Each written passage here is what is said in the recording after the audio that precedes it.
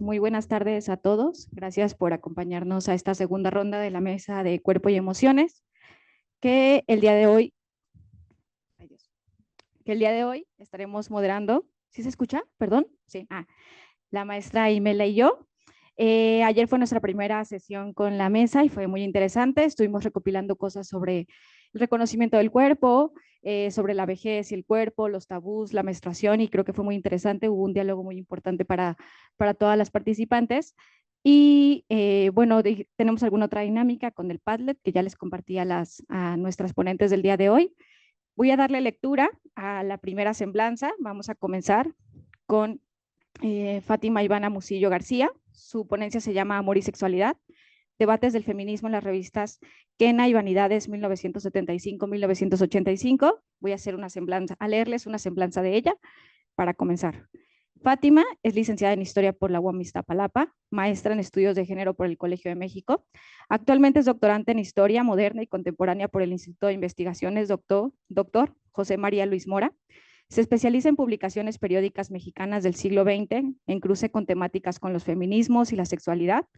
Ha colaborado con instituciones culturales y académicas en el INER, el Museo del Palacio de Bellas Artes y el Colegio de México.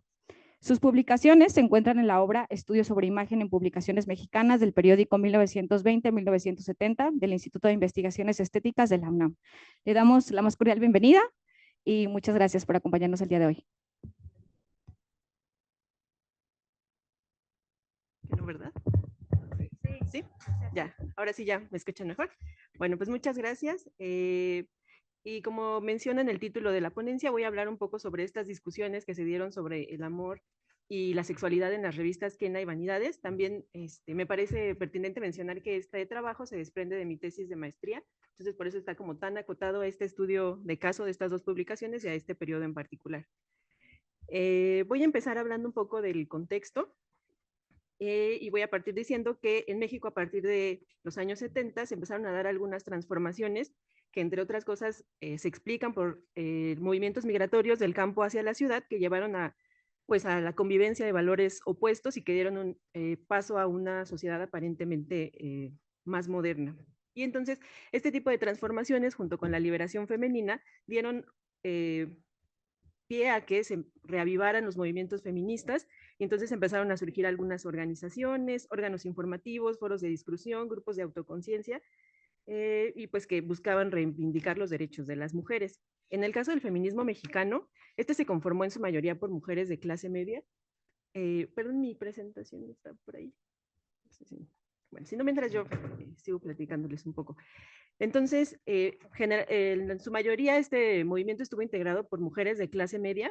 No, esa no es, perdón. No. Que pues provenían de algunas experiencias políticas, como por ejemplo el movimiento estudiantil del 68 e incluso del Partido Comunista Mexicano.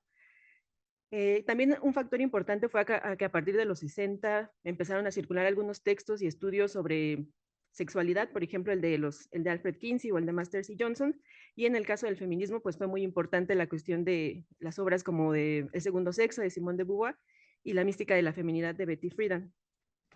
Este tipo de lecturas creó un ambiente propicio para que se desarrollara la llamada revolución sexual, que a grandes rasgos se caracterizó por el cuestionamiento a las relaciones de pareja monógamas y por la defensa a la idea del amor libre. También algo que es muy importante en la incorporación de los debates del feminismo en publicaciones comerciales fue que... ¿Puedo cambiarla desde aquí, verdad? Sí. Con el mouse tal vez. Ahí está, gracias. Bueno, y sí, está bien. Bueno, estos son algunos de las reivindicaciones del feminismo mexicano de aquellos años.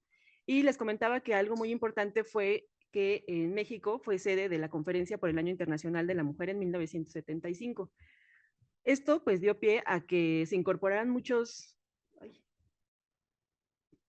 no, a ver, a que se incorporaran el tema del feminismo y los derechos de las mujeres en este tipo de publicaciones comerciales. En un inicio se dieron pues como un tema de actualidad, ¿no? Como darle seguimiento a lo que estaba pasando en la Ciudad de México y pues a nivel internacional, porque esta conferencia lo que planteaba era pues establecer la primera década de la mujer, que quería incorporar a las mujeres a estrategias económicas de desarrollo.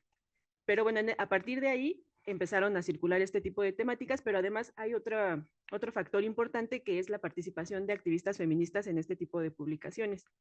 En la imagen a blanco y negro está Esperanza Brito de Martí, que fue fundadora de del Movimiento Nacional de Mujeres, de la Coalición de Mujeres Feministas, participó en movimientos en favor del aborto, de los derechos por el aborto en México, y ella en algún momento fue directora de la revista Vanidades. Y del otro lado tenemos a María Eugenia Moreno. Ella pues no era como tal militante feminista, ya más bien su carrera política fue dentro del PRI, pero ella sí se asumía como feminista, y dentro de su publicación, que es Quena, pues participaba otra de las mujeres que junto con quien Esperanza Brito de Martí formó estas organizaciones, que es Anilú Elías. Entonces, eso da un poco pues a entender por qué se permitía este tipo de debates. Y bueno, en estas publicaciones eran pues de lo más variadas, había temas como hasta ahora, ¿no? De moda, decoración, cocina, pero también se incluían de pronto algunos artículos, como en la imagen de este lado, que dice: ¿padece usted la anestesia femenina?, que era básicamente un guiño al problema que no tiene nombre que plantea Betty Friedan en La mística de la feminidad. Y al mismo tiempo pues estaban conviviendo este tipo de artículos con un montón de cosas muy distintas que podemos ver que se llegan a contradecir. Por ejemplo, en la portada de su lado izquierdo, pues tenemos como cómo resolver tu vida, ¿no? Prácticamente cómo conseguir un hombre, luego cómo escoges el sexo de tu hijo, y luego si ya no sabes qué hacer, pues aquí te damos como opciones. Entonces era muy común encontrar pues cursos por correspondencia.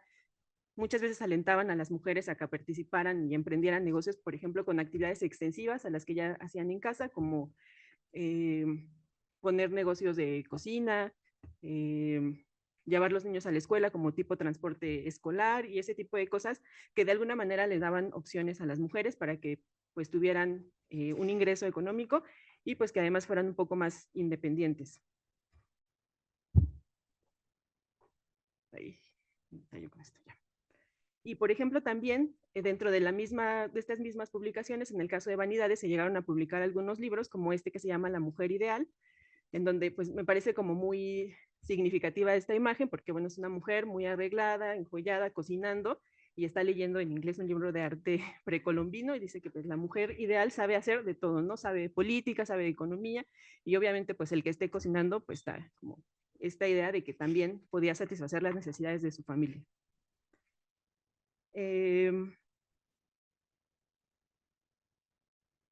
Y este era el tipo de temas que también se abordaban. Cuando se hablaba de sexualidad, se trataba de hablar como en un espectro muy amplio, o sea, como una cuestión natural que era parte del cuerpo humano, y también pues que se transformaba en diferentes etapas de la vida de las mujeres, ¿no? Como en la edad adulta.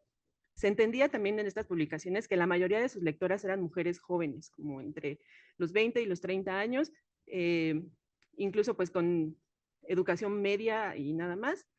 Y también pues cuestionaban este tema, por ejemplo, de la maternidad, si de verdad tendría que ser una cuestión obligatoria o no.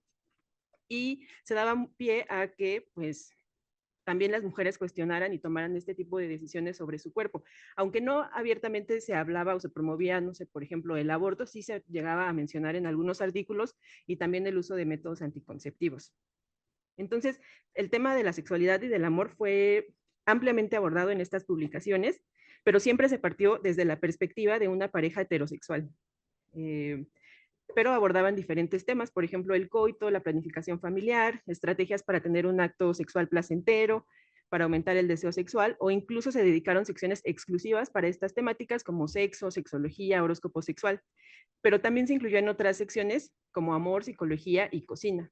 O sea, por ejemplo, qué alimentos podían hacer, pues que se tuvieran relaciones sexuales más satisfactorias o que promovieran tener un embarazo y ese tipo de situaciones. Pero bueno, siempre se trataba de dar respuesta a dudas que consideraban que eran como generalizadas entre las mujeres.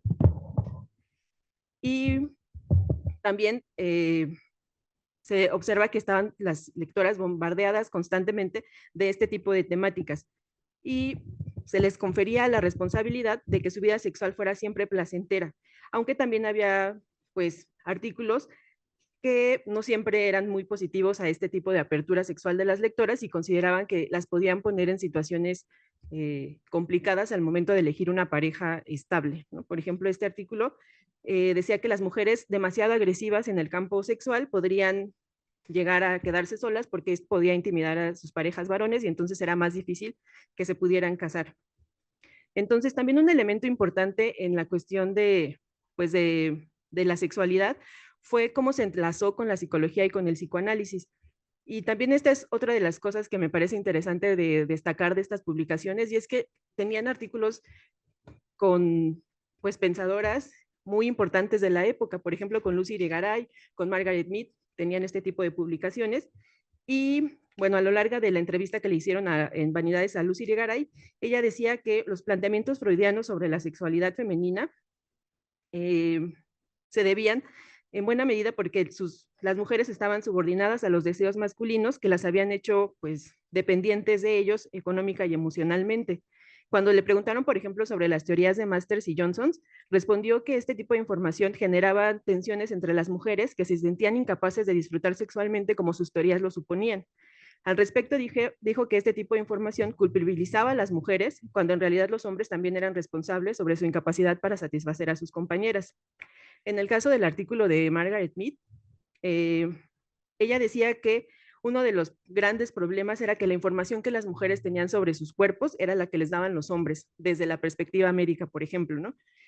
Y que justamente por eso a las mujeres sobre ellas recaía pues la responsabilidad de la maternidad y el manejo de las relaciones interpersonales. Entonces, estas dos autoras consideraban que sobre el sexo pesaban expectativas muy altas que impedían su libre disfrute.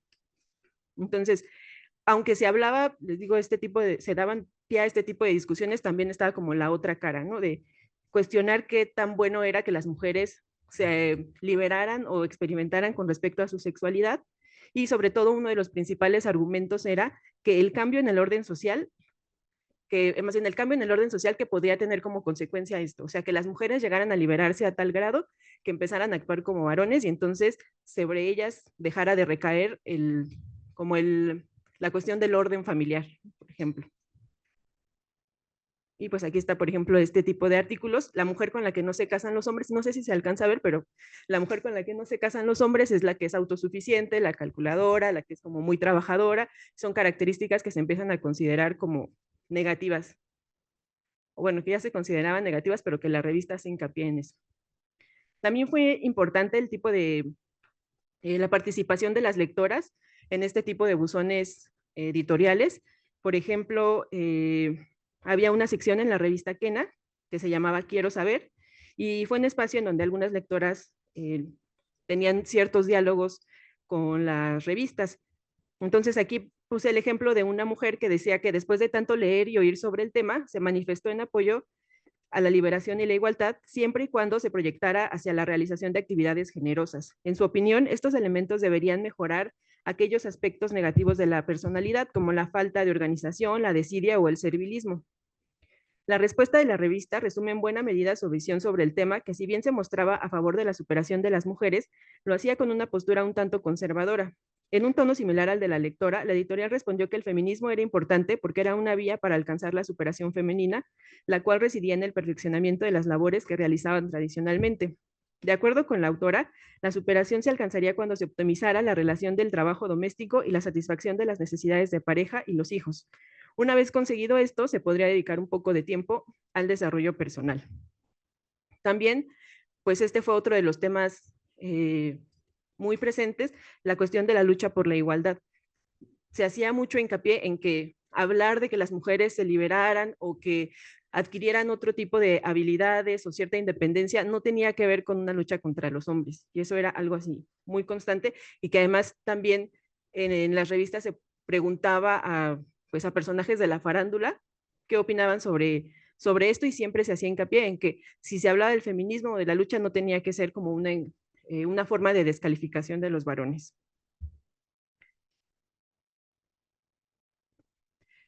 También un elemento indispensable en la noción de libertad en las revistas femeninas fue la posibilidad de elegir.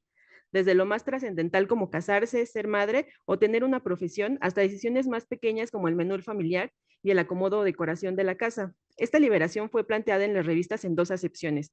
Por un lado, representaba para las mujeres la posibilidad de desarrollarse intelectualmente, tomar decisiones de manera autónoma y demostrar sus capacidades. Por otro lado, implicaba algunos riesgos asociados con el libertinaje y el rompimiento con los valores morales predominantes, sobre todo en países latinoamericanos en los que pues, las mujeres eran educadas con estrictas reglas familiares.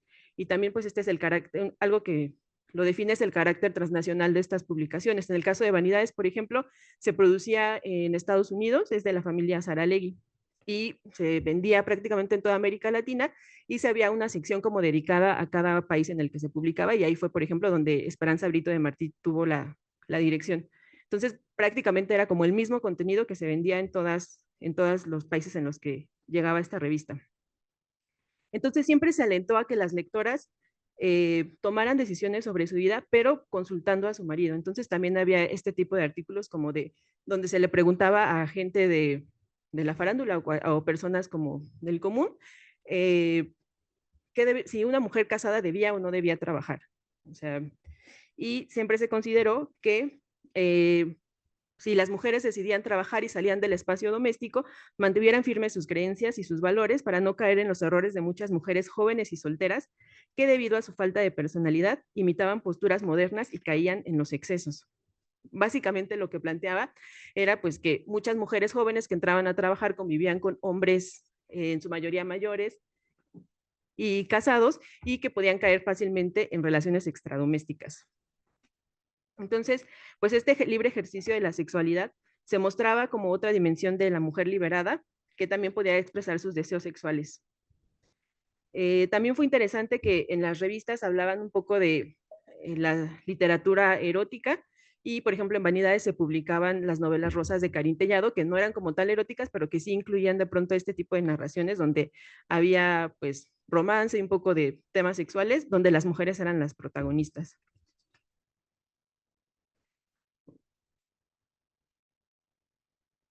Entonces, es lo que les comentaba, de pronto se daba pie como a este tipo de debates como para demostrar que de lo que se estaba hablando era un tema muy actual y pues ahí vemos algunos actores de televisión. Y obviamente pues también había como posturas encontradas con respecto a pues a la liberación de las mujeres que incluso llegaban a caricaturizarlas. Hay algunos cartones que se publicaban sobre todo en Vanidades en donde se hacía como burla de qué tanto podía liberarse una mujer para llegar a convertirse en un varón, ¿no? Por ejemplo, en 1976 se publicó estos cartones donde está la mujer al teléfono en una amplia oficina moderna, y al pie dice esto: querido maridito, sé que no te aviso con mucho tiempo, pero invité a 3 de mis vicepresidentes a cenar esta noche a casa. El tono irónico de la imagen se acentuaba con el siguiente cartón en el que se observa a un hombre sonriente sentado en un sillón leyendo el periódico, mientras que una mujer con atuendo masculino, abrigo, sombrero y pipa entraba a la casa. La leyenda dice: algo nuevo en la liberación femenina. Entonces, si por un lado se alentaba a las mujeres a salir del espacio doméstico, por el otro la posibilidad de alcanzar el desarrollo profesional que poseía un hombre resultaba irrisoria. También pues se promovían este tipo de nuevos modelos de feminidad a partir de este tipo de secciones como las triunfadoras y ellas en primer plano, en donde se hablaba, por ejemplo, de mujeres que destacaban en la política, en la literatura, en el cine, pero siempre se hacía hincapié en que podían sortear su vida profesional con su vida familiar. Y muchas veces sí se les preguntaba que qué pensaban del amor, qué pensaban de sus hijos, cómo le hacían para mantener sus responsabilidades y seguir cuidando a sus hijos. Y bueno, ya para ir cerrando, me gustaría comentar que pues esta construcción de la noción de una mujer exitosa en las revistas se centró en la posibilidad de tomar decisiones de manera autónoma. No obstante, estas decisiones estuvieron determinadas por una serie de normas morales e imposiciones culturales que consideraban que el valor de las mujeres radicaba en su papel como madres y amas de casa. Esta tensión entre el deber ser y las nuevas posibilidades que ofreció la liberación femenina estuvieron presentes en la construcción de una idea de éxito contradictoria, porque la base del éxito de una mujer consistía en lograr conseguir un marido. O sea, básicamente era, y no solamente era, pues digo esto, tener un marido, pero no era nada más casarse, sino que se construyera a partir de una idea de amor romántico en una pareja heterosexual. Entonces las revistas ofrecieron en numerosos artículos consejos sobre cómo conducirse y mejorar la imagen que proyectaban para facilitar justamente esta tarea. Entonces, en buena medida, el éxito se construyó en la manera en que las mujeres pudieron sortear sus actividades sus actividades profesionales con las familiares y sus relaciones de pareja. También fue importante pues, el espacio al que se dio a la negociación, por ejemplo, en las tareas domésticas, poner a los niños a hacer ciertas cosas o incluso a los maridos. Y bueno, una mujer exitosa era aquella que lograba casarse, tener hijos y que lograba también desarrollarse profesionalmente y al mismo tiempo podía cumplir con el resto de sus obligaciones. Principalmente era la que decidía seguir con el modelo familiar tradicional y sumaba a sus responsabilidades otras fuera del espacio doméstico, ¿no? Ya sea el cuidado de la casa, el tener una vida sexual activa, placentera, en donde pues básicamente se pudiera satisfacer al marido para que la relación siguiera de manera exitosa. Entonces, esta construcción se desarrolló de forma contradictoria entre un sinfín de tensiones que apelaban al desarrollo de las mujeres, pero que al mismo tiempo deseaban que su progreso no afectara el orden tradicional de género. Muchas gracias.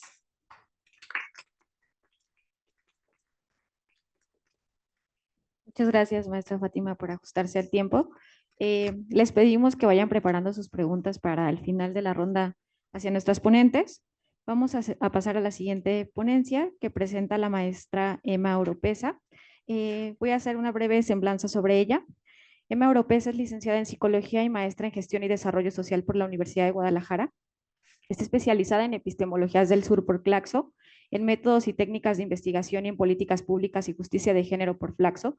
Colabora como investigadora en el GT Salud Internacional y Soberanía Sanitaria de Claxo, en el GT Corporalidades y Salud de Ciesas y en el GT Psicología Histórico-Cultural y Subjetividad de la Sociedad Interamericana de Psicología. Forma parte de la Red Iberoamericana de Psicología Social de la Universidad del País Vasco y del Observatorio de Desigualdades CUCH-UDG. Su ponencia se titula Cáncer de mama, el cuerpo como archivo. Adelante, muchas gracias.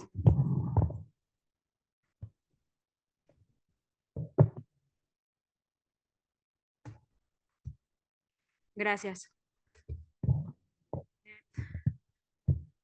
Está mi presentación también, es Rosita.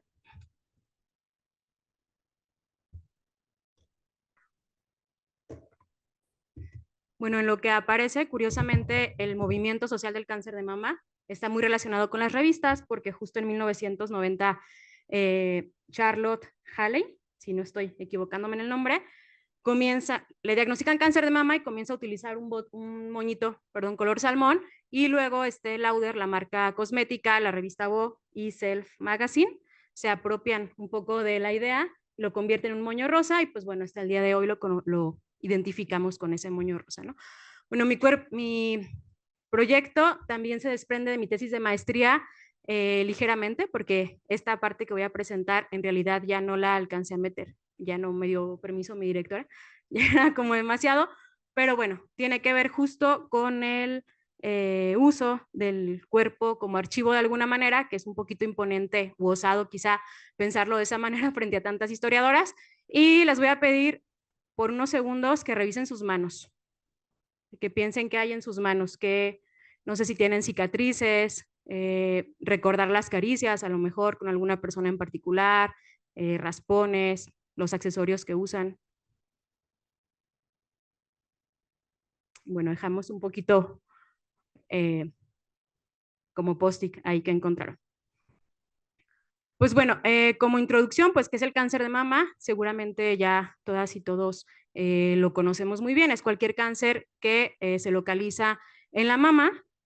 Tiene actualmente, ¿qué va? Las etapas. Bueno, hay diferentes etapas del cáncer de mama según el tamaño del tumor, y el tamaño del tumor va a estar bien relacionado justo con cuestiones de acceso a los servicios de salud, pero también de machismo, porque resulta que en México los tumores llegan a encontrarse más o menos cuando ya tienen un diámetro de 3 a 4 centímetros, que desgraciadamente ya es una etapa medio avanzada, y estas etapas se identifican justamente por el tamaño del tumor, del 0 a la 3, y la 4 cuando ya hay metástasis, ¿no?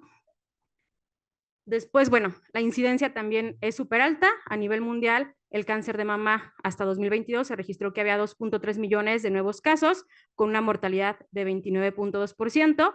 En América del Norte, Estados Unidos y Canadá, hubo 297.790 nuevos casos y con una mortalidad del 13.5%. Y bueno, en México hubo 22.4 casos por cada 100,000 mujeres y una mortalidad de 9.7%. Y en Jalisco, pues la verdad es que es muy, muy similar porque justo gran parte de las mujeres diagnosticadas se atienden en el centro médico, ¿no?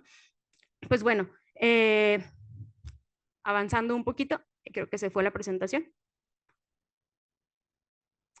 Pues bueno, la primera parte de o lo que sí fue mi tesis de la licenciatura tiene que ver con la configuración de mujeres que luego de ser configuración de la subjetividad, perdón, de mujeres que luego de ser diagnosticadas con cáncer de mama comienzan a hacer labores voluntarias que después se convierten en activismo y bueno, el cómo se va configurando su subjetividad y van cambiando sus creencias también, ¿no?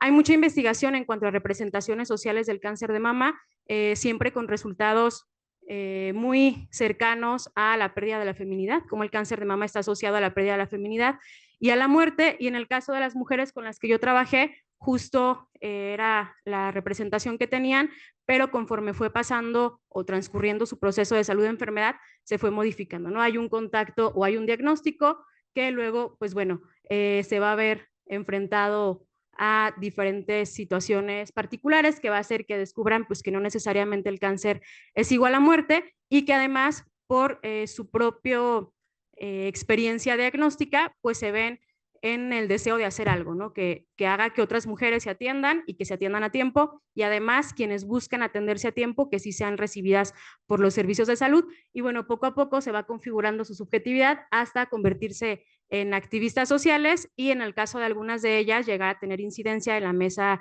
Interinstitucional de Cáncer de la Mujer y el Hombre en Jalisco y en la configuración que se da también del Instituto de Cancerología de Jalisco, ¿no? Que es algo muy importante.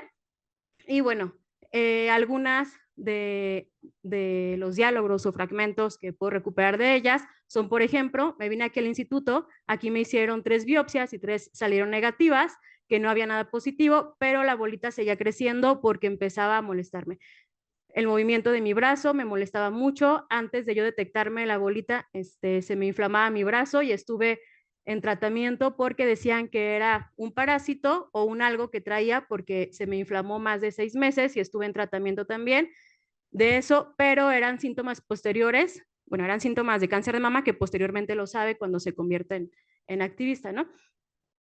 Otra es que hay un silencio profundo después de que se da el diagnóstico y además de que se avisa de que es posible que haya una remoción de las mamas. Y pues bueno, en el caso del cáncer de mama voy a expoliar un poquito lo siguiente, pero en el caso de estas mujeres no fueron atendidas de manera inmediata porque eran mujeres que tenían sobrepeso y que eso hizo que los médicos, varones particularmente en ambos casos, dijeran pues que era grasa y que tenían que bajar de peso para que la bolita desapareciera, ¿no? Que ya nos damos cuenta que es tanto falta de capacitación como también negligencia médica porque hizo que el cáncer avanzara mucho más.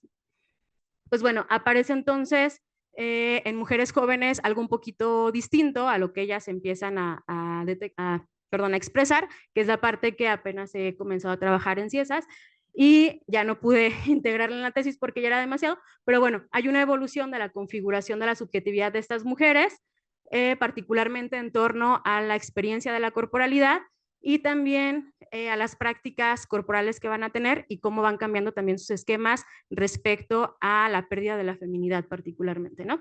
Entonces, bueno, en el caso de ellas, el cáncer de mama no es visto de entrada como muerte porque ya tienen mucha más información y tampoco lo ven como que es una pérdida de la feminidad, ¿no? Sino que es una oportunidad, generalmente, para poner atención en ellas mismas e incluso no viven el proceso como que solamente va a atenderse el cuerpo, sino que espiritualmente también va a haber una sanación y bueno, es algo que refuerza la lógica de apoyar a otras mujeres también, ¿no? Y pues bueno, la forma en la que su corporalidad se va configurando también es bien diferente porque en las mujeres mayores tendrá mucho que ver seguramente el contexto médico pero generalmente sienten vergüenza de que el pecho quede plano o de que haya ausencia de pecho, mejor dicho, y en el caso de las mujeres jóvenes no, se empieza a mostrar con orgullo y además en lugar de buscar por ejemplo, cuando existía el Seguro Popular, se estaba buscando que el Seguro Popular, que tenía cubiertos gastos catastróficos para cáncer de mama, cubriera también la reconstrucción mamaria, y en el caso de las mujeres jóvenes, se niegan a la reconstrucción porque lo consideran violencia estética, ¿no? Y mencionan que como después de una cirugía que casi, pues, de una enfermedad que casi les cuesta la vida y una cirugía muy terrible, todavía se van a someter a otra cirugía por la necesidad generalmente médica de que no haya un hueco pues en el pecho. Pues bueno, entonces empieza algo que es reconocer el cuerpo como un archivo personal, pero también como un archivo histórico, en el que se van a reflejar diferentes opresiones y diferentes experiencias, ¿no? Entonces, bueno, les pedía un poquito el que revisaran sus manos, porque luego es complicado pensar en el cuerpo como un archivo personal y sobre todo como un archivo histórico, pero bueno, esto se hace desde una perspectiva más antropológica, más que histórica en realidad, pero tiene que ver con cómo justo esas marcas que tenemos en el cuerpo, esos raspones, esos rasguños, el si nos hicimos las uñas o no, el si las tenemos cortas o largas, la forma que tienen, si podemos recordar alguna experiencia, ¿no? Agradable o no agradable, pues es algo que se va registrando en el cuerpo, ya sea con marcas o sea al evocar, ¿no? La memoria simplemente con esa parte del cuerpo. Pues bueno, hay diferentes autoras que van a abordar la construcción del cuerpo, principalmente, bueno, Judith Butler, Elizabeth Gross y Nancy Shepard y Morgan Locke, ¿no? Pero bueno, ¿qué podemos encontrar en ese archivo? Pues principalmente que el cuerpo pues es un espacio para develar y cuestionar las diferentes formas de opresión y violencia que se imponen, promoviendo nuevas formas de subjetividad que rebasa lo coercitivo y donde es posible también la resistencia, que es el caso de todas, pero particularmente de las mujeres jóvenes. La siguiente imagen es un poco muy fuerte, ¿no? Que en las colectivas de mujeres jóvenes que ahora están usando redes sociales para generar activismo, pues aparecen las imágenes como muy naturalmente porque justamente se busca evidenciar, entonces, pues bueno, que es muy impresionante, ¿no?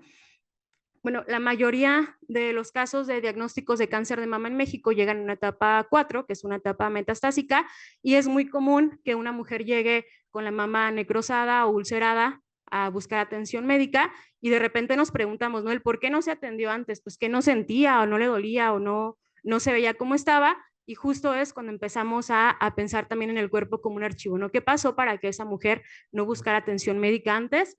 Pues bueno, principalmente pasó que su pareja masculina, nunca ha encontrado en el caso de mujeres lesbianas que haya esta barrera, pero que su pareja masculina impidió que ellas acudieran a revisión porque no querían que otro hombre las tocara, ¿no? Incluso en el hospital en el OPD, hay un médico que forzosamente tenía que meter a una mujer para él sentir también como esa tranquilidad de que el esposo no iba a armar un show y se iba a llevar a las chicas, ¿no? Y era un señor ya mayor, como con toda la experiencia, pero él siempre decía, no, es que si no, el señor ahorita va a armar un show y se va a llevar a la señora, ya no va a dejar que se atienda, ¿no? O sea, tan naturalizado está que ocurren esas situaciones, ¿no?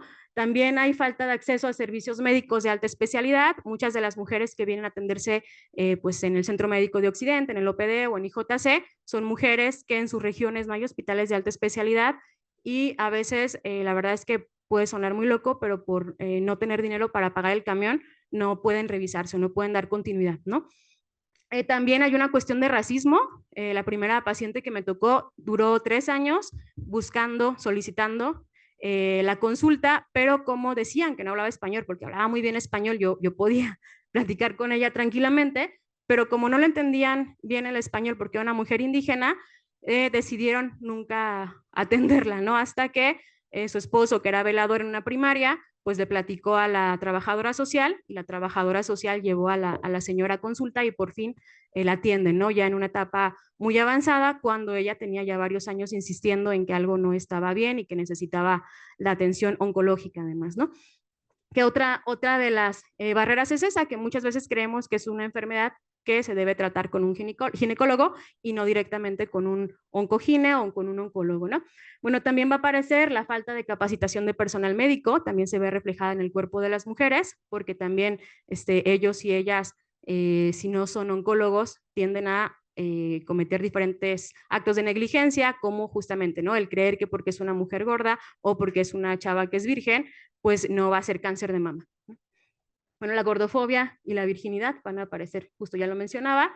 El tamaño de los tumores en México, hay una doctora, Livia Sagame, que justo es francesa y justo cuenta cómo la curiosidad cuando era jovencita la llevó a quedarse en México porque creía que los tumores en México, algo había en ellos genético, que eran muy grandes, y luego descubre que no, que es el sistema de salud y además pues la poca frecuencia de revisiones y tamizaje.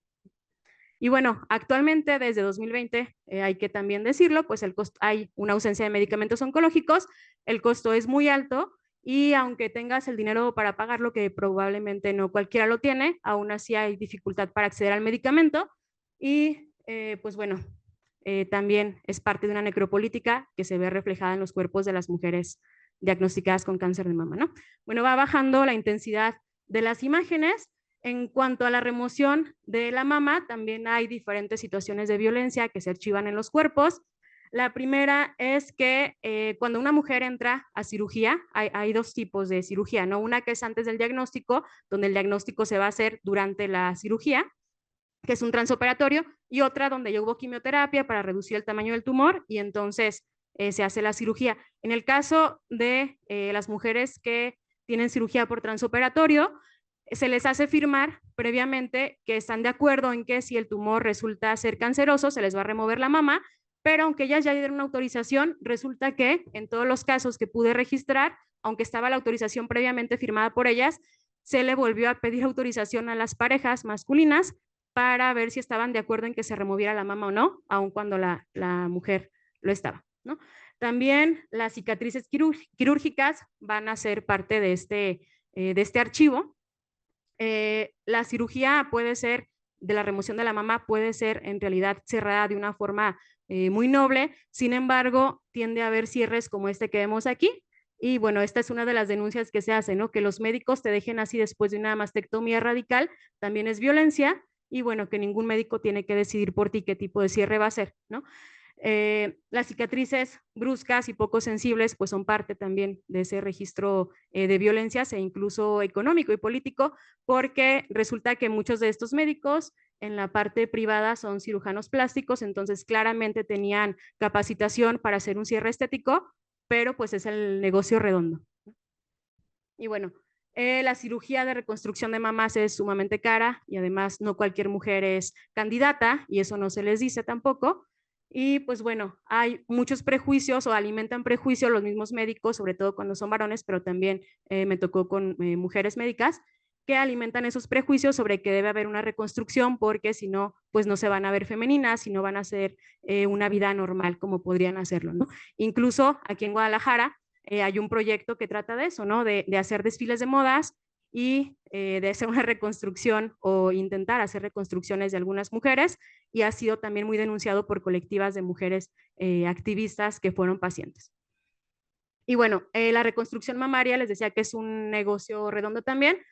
Se omiten los riesgos cuando se informa a las mujeres o cuando se les invita a reconstruirse, se omiten muchos de los riesgos, no se les avisa que hay diferentes consecuencias y que casi siempre el que haya un expansor, porque tienen que expandir la piel, termina provocando una infección que puede llevarles a la muerte o a tener consecuencias muy graves, pero se prioriza la cuestión estética, ¿no? Que es una cuestión de violencia estética. Se vende como que van a tener un tuneado completo, es la misma persona, pero como hay una forma de reconstrucción que es por colgajo, que es quitar la parte de nuestro músculo de aquí atrás y voltearlo, aprovechan y literal les dicen pues que necesitan también levantar la otra mama para que sea pareja y pues ya que están ahí, pues hacen una lipoescultura y una remoción de grasa, ¿no? Entonces, es parte también de lo que se va inscribiendo en los cuerpos. Y pues bueno, el tema de la gordofobia y la pechofobia siempre va a estar ahí, ¿no? Pues hablar de ausencia de feminidad por ser mujeres que deciden mantenerse mastectomizadas o por ser obesas también, ¿no? Y pues bueno, durante el tratamiento también hay otras otras violencias que se van a inscribir, como la pérdida del cabello, cejas y pestañas es vista como algo negativo, y también en lugar de atender las cuestiones emocionales por el duelo por pérdida de salud, se atiende más el que usen un turbante, el que se pongan peluca, el que se tatúen la ceja, y no en realidad las necesidades que están experimentando en ese momento, que muchas de las necesidades emocionales asociadas a la cuestión estética son provocadas. No es que ellas mismas digan, ay, quiero verme súper bonita y no quiero parecer enferma, que es algo que en muchas entrevistas aparece, ¿no? La necesidad de no parecer enferma, y sobre todo otra vez por parte de las parejas, ¿no? El arréglate para que no parezcas muerta o que no te veas enferma, o para que levante tu ánimo. Bueno, la pérdida o ganancia de peso también aparece ahí, la exigencia de lucir bien, un maquillaje muy cargado, y bueno, el uso de prótesis, en este caso no solo capilares, sino también las pantimedias se rellenan de alpiste y se utilizan como prótesis, que es algo que todo el tiempo está lastimando la piel, porque además es una piel que tiene una cirugía, que tiene una cicatriz, y que además en muchos de los casos también recibió radioterapia y la piel está quemada y hipersensible, pero hay como ese mandato de que tiene que haber una prótesis, y la más barata pues es con pantimedias y alpiste. Y bueno, en cuanto a las mujeres jóvenes, es como otra revolución o una reconfiguración distinta, porque justamente, bueno, hay casos como el de Jódete Cáncer y bueno, otros muchos, donde empiezan a cuestionar si todo eso realmente es lo que quieren ellas, y sobre todo como pacientes jóvenes, feministas, además, o es algo impuesto por la industria médica, ¿no? Entonces empiezan a pensar que perder la mama no las hace menos mujeres, sino que las hace más fuertes, y ojo ahí, no con la figura de Amazonas, que era que algo en una generación anterior se tomaba, ¿no? Como es que ahora soy una amazona y no me tengo que sentir mal, y bla, bla, bla. En este caso, ¿no? Se reconoce el dolor emocional también, ¿no? Y bueno, Esther Pineda, que es una socióloga venezolana, comienza a retomar el tema de la violencia estética en muchos temas, pero particularmente en el caso del cáncer de mama, y habla ella justo de la posibilidad de hacer este cierre, que ya es quien lo nombra así, no fueron los médicos, el cierre estético plano, que es, como ven en el caso de Sandra, que es una activista súper famosa, y de las poquitas que tienen ese cierre, que básicamente se va desapareciendo la cirugía, y no tiene consecuencias posteriores, y además ha comenzado a haber una reconstrucción también del cuerpo y de la experiencia por medio de los tatuajes, ¿no? Casi siempre tatuajes de flores y mariposas, como los que aparecen en la imagen de abajo, y bueno, empieza a haber una configuración distinta, y también este deseo, ¿no? De ser activistas, de ayudar a otras mujeres, pero incluso a otras mujeres que lo viven desde una perspectiva violenta, no solo que sean diagnosticadas. Y bueno, eso es todo.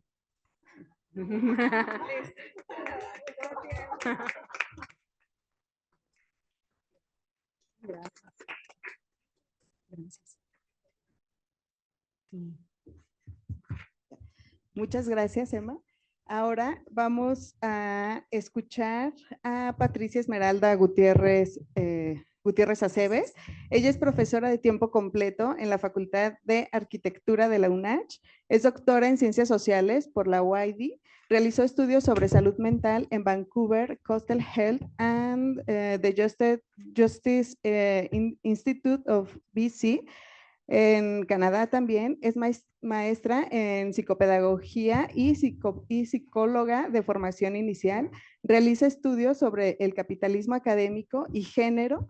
Sus últimas publicaciones versan sobre las trayectorias de las académicas y la perspectiva de género en las políticas públicas de educación superior, como PRODEP, SNI, tiene una carrera docente, entre otras, mismas que han conformado una estructura académica patriarcal en las universidades y el capitalismo académico.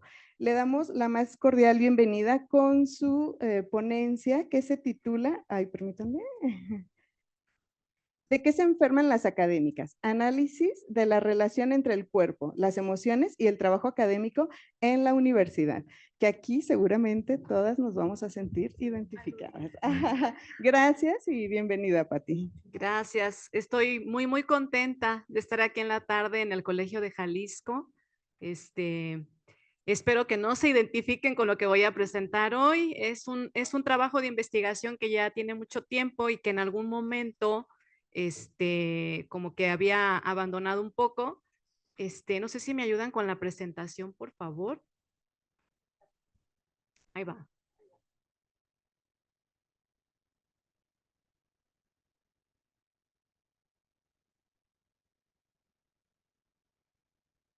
Bueno, les cuento que hace 17 años que yo empecé a trabajar en la UNACH, estaba a cargo de un centro de apoyo psicopedagógico. Era un proyecto bastante interesante de profesoras de tiempo completo que tuvieran el perfil psicopedagógico para hacer como una función de asesoras de las autoridades en la implantación de un modelo educativo pues revolucionario, ¿no?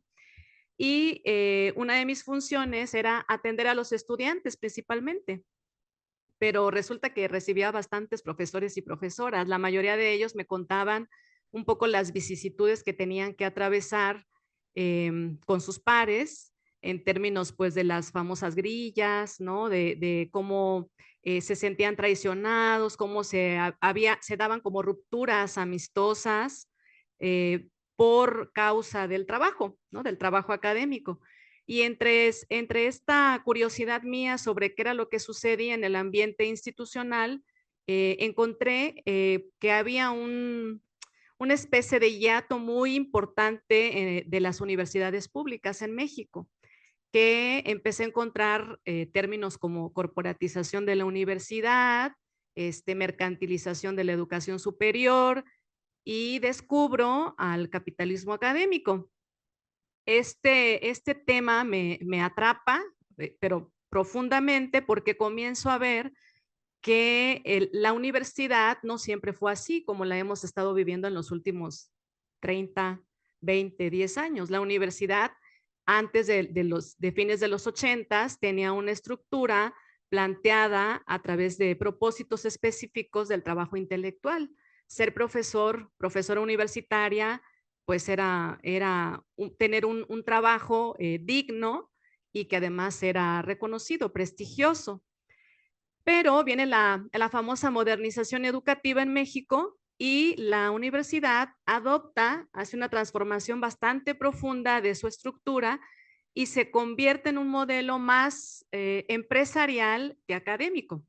Y eso transforma, por supuesto, hasta el lenguaje con el que nos comunicamos, ¿no? Si ustedes pueden observar, pues la forma en que hablamos es productividad académica, ¿no? Productos académicos, excelencia académica, indicadores, evaluación, financiamiento, o sea, todos los términos, todo el lenguaje tiene que ver con una empresa y la universidad, pues, originalmente no era esa su función. Entonces, el encontrar esta propuesta del capitalismo académico me permite ver que lo que yo estaba observando, no muy a simple vista, por supuesto, eran como los efectos que esta transformación de la universidad tenía en las comunidades universitarias. Y bueno, el capitalismo académico ha evolucionado un montón porque ahora hay muchísima gente en el mundo estudiando todo lo que tiene que ver con el capitalismo académico. En Chile ya dicen que es una teoría, sería bastante importante, creo, para la productividad académica que eso lo pudiéramos como debatir, creo todavía. Sin embargo, lo que a mí me interesa más que debatir un poco como la epistemología de cómo se construyó esta teoría, lo que me interesa es cómo ha marcado la historia de la educación superior, pero cómo marca también los cuerpos de quienes trabajamos en las universidades. Y los efectos que me empiezan a llamar la atención es como que hay una especie de ruptura en las comunidades académicas, ¿no? Se vuelven más individualistas porque, por supuesto, hay muchos programas que estimulan la producción individual, por ejemplo, el Sistema Nacional de Investigadores, el carrera docente, que así se llama en la UNACH, no sé cómo se llama en otras universidades, es el PET-PET, el famoso programa de estímulos al desempeño docente, también es productividad individual. Se crea la figura de los cuerpos académicos y pues para Chiapas no fue una experiencia netamente favorable, ¿no? Porque los cuerpos se hacen un poco aceleradamente y no se discuten con claridad las líneas que se van a trabajar. Entonces hay como mucha simulación de que tú escribes y me incluyes, pero yo también escribo y te incluyo a ti. Y entonces hay como que una vorágine ahí por producir, pero porque está muy precarizada la función del docente universitario. Los salarios son bajos en el sur de México, particularmente Chiapas, y a quien no le gustaría tener pues un estímulo cada mes producto del trabajo que está realizando. Pero estos efectos son muy fuertes porque empiezo a notar que hay como un desgaste físico y también mental en quienes están constantemente sintiendo que hay muchísimo trabajo por hacer y que el tiempo no les alcanza. La siguiente, estoy buscando el equipo, ¿no? ¿Y qué les quiero compartir con esta ponencia? Bueno, yo decía, ¿de qué se enferman las académicas? Porque en todo este proceso de entender el capitalismo académico, me doy cuenta que dentro de los múltiples efectos está que, como en todas las historias del capitalismo y del neoliberalismo, las mujeres somos las que salimos perdiendo, ¿no? ¿Por qué? Porque nos es más difícil obtener un grado, porque nos es más difícil llegar al SNI, porque nos es muy difícil ocupar cargos importantes dentro de las universidades, y eso hace que nuestros proyectos o trayectorias académicas sean pues con mucho más, un camino más sinuoso, obstaculizado que el de los profesores, ¿no? Entonces, cuando estaba haciendo mis estudios del doctorado, pues decido estudiar el capitalismo académico en las dos universidades, en la UADY, en la Autónoma de Yucatán, y en la Universidad Autónoma de Chiapas.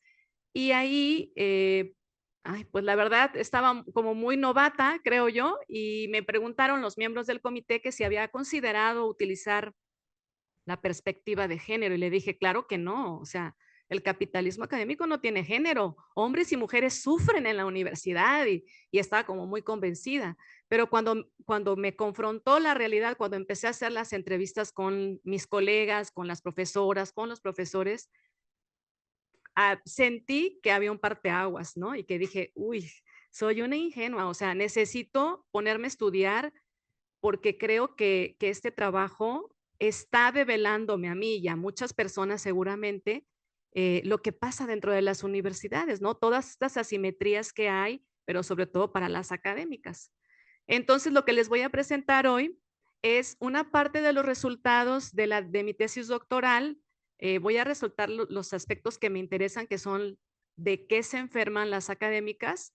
En ese momento que fue en el 2000, entre el 2020 y 2023, por ahí, 2019, y también un ejercicio que yo realicé con 20 profesoras que tomaron un curso conmigo que abordaba el famoso síndrome del profesor o de la profesora quemada, que me imagino que lo han escuchado, el síndrome de burnout y el estrés laboral y todo eso. Y entonces yo me imaginé una tabla donde ellos y ellas pudieran hablar de 7 u 8 situaciones que les provocan mucho estrés y que les voy a mostrar ahorita en un ratito, y qué sienten en el cuerpo, qué pensamientos vienen a ellos y a ellas, y además qué hacen como para tratar de solventar la situación que están atravesando.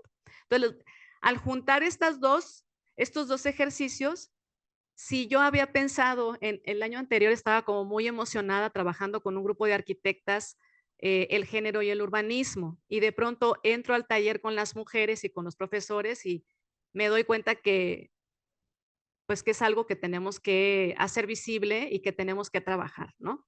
Entonces, las mujeres que entrevisté en la tesis doctoral eran 7 mujeres de muy alta productividad académica. No todas eran SNI, 2 eran miembros del Sistema Nacional de Investigadores e Investigadoras, pero que también eran académicas que hacían un trabajo súper fuerte de cuidados en casa. Entonces, tenían una doble o triple jornada de trabajo. Las académicas también me narraron sus experiencias de acoso y hostigamiento sexual dentro de la universidad, porque eso también sucede. Y otros conceptos que no me voy a detener mucho para que pueda mostrarles las tablas, pero hay esta política de evaluación financiamiento que se crean a través de la modernización educativa, hace que después de varios años se estratifiquen los profesores y las profesoras. O sea, hay profesoras que son como de asignatura, que tienen una carga súper pesada de trabajo y que las explotan muy fuerte y hasta les pueden pedir que hagan trabajos que quizás no deberían estar haciendo porque no son profesoras de tiempo completo, pero ya empiezan a pedirles esos trabajos. Y están las profesoras de tiempo completo que no pueden acceder al SNI porque no les alcanza el tiempo, porque son madres de menores de edad, porque cuidan a sus padres enfermos, porque cuidan hermanos que están enfermos, etcétera.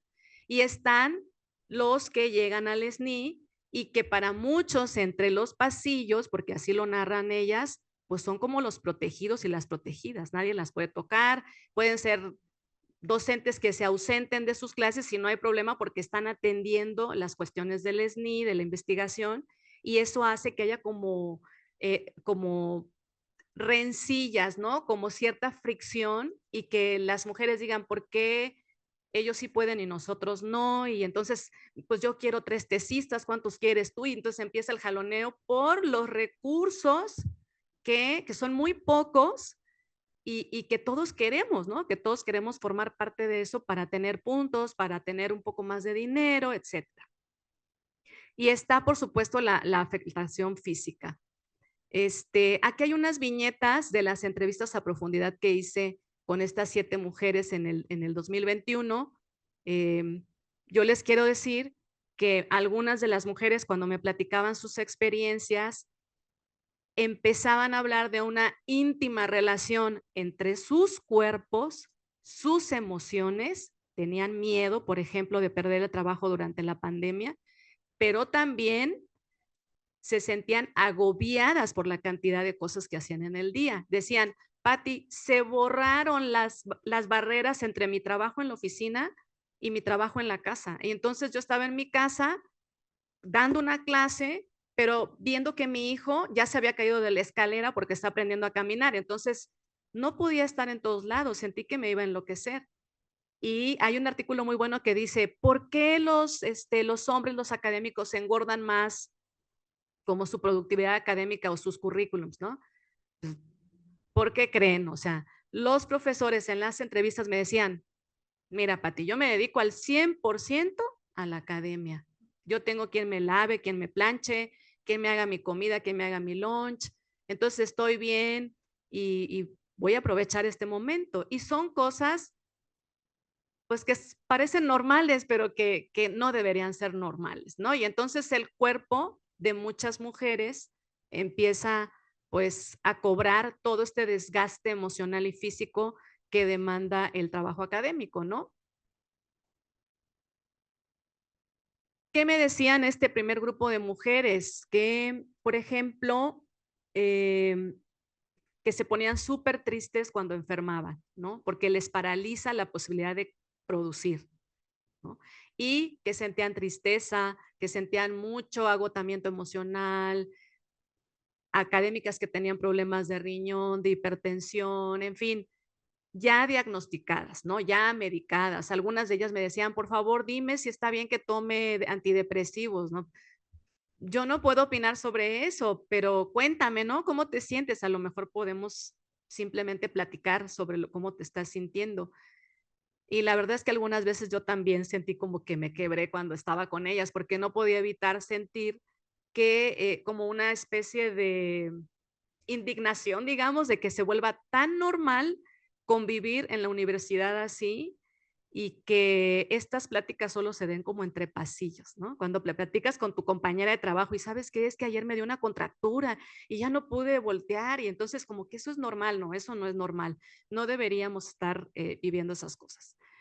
Y entonces, bueno, pasando con las 20 mujeres a las que les pedí su consentimiento, porque he de decirles que este material, creo que no se alcanza a ver muy bien, esa es la tabla o de semaforización del estrés que yo les puse en el ejercicio a los profesores y a las profesoras, ¿no? Tratando de indagar, no tenía fines investigativos, no tenía el fin más que de que reflexionáramos sobre qué aspectos nos hacen sentir incómodas, estresadas y también cómo se manifestaba eso en el cuerpo. Y cuando yo recibía los trabajos y los empezaba a leer, me di cuenta que estaba un poco volviendo al trabajo que había hecho en la tesis doctoral y pensé, es que esto lo tenemos que retomar y es que quisiera como poder hablar más sobre esto que está pasando con las mujeres, ¿no? Y rápidamente les digo que solo les voy a pasar rápidamente lo que ellas expresan de emociones y cuerpo en torno al trabajo. O sea, qué situaciones de estrés del trabajo les afectan física y emocionalmente. Hablan de un exagerado número de horas de clase, de sobrecarga, de que tienen muchas exigencias siempre para ser mejores profesoras, invéntate algo más, hay tecnología, etcétera, miedo de perder el trabajo, fracaso, violencia. Y miren, estas son las tablas en las que nada más puse las palabras, traté de separarlas en lo que ellas expresan que sienten en el cuerpo, qué nombre le ponen y qué emociones las acompañan cuando se sienten mal, ¿no? Y si ustedes pueden ver, hay personas que incluso tienen como una somatización, ¿no? Manchas en la piel. Es una de las cosas que más me comentaban las profesoras. Pati, me está saliendo paño, o sea, tengo paño aquí en la cara. Me asoleo mucho, o ¿qué pasa? ¿Por qué estoy mal? Y bueno, yo no soy médico, yo no puedo diagnosticar eso, pero sí les decía, bueno, es necesario que te revises, algo está pasando con tu cuerpo, ¿no? La taquicardia, por ejemplo, muy reiterativa. Aquí la puse sin frecuencia, solamente como la van nombrando. Agotamiento, oleadas de calor, dolor de estómago, colitis, que nunca falta, he de decirlo, porque a todos nos afecta, falta de aire, dolor de cuello, pero sobre todo, si ustedes ven, hay emociones súper fuertes como la culpa, ¿no? La culpa de no poder ser suficiente para la institución y tener que estar siempre demostrando que deben casi como agradecer que están ahí, pero también cumplir al 100 sin importar que pueda tener alguna consecuencia en su vida, ¿no? Rigidez en las articulaciones, pesadez en las piernas, dolor de garganta, dolor de pies.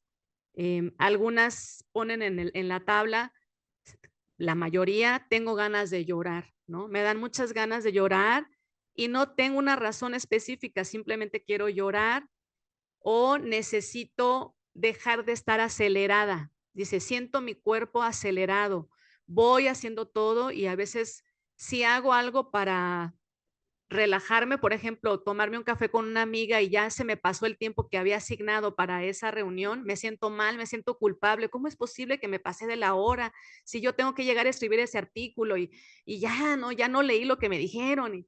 Entonces, esta situación de vivir acelerada, ¿no? Claro, también hay muchas que, pues eso, que están medicadas porque tienen que combatir la ansiedad y la depresión que se manifiesta pues de muchísimas maneras, ¿no?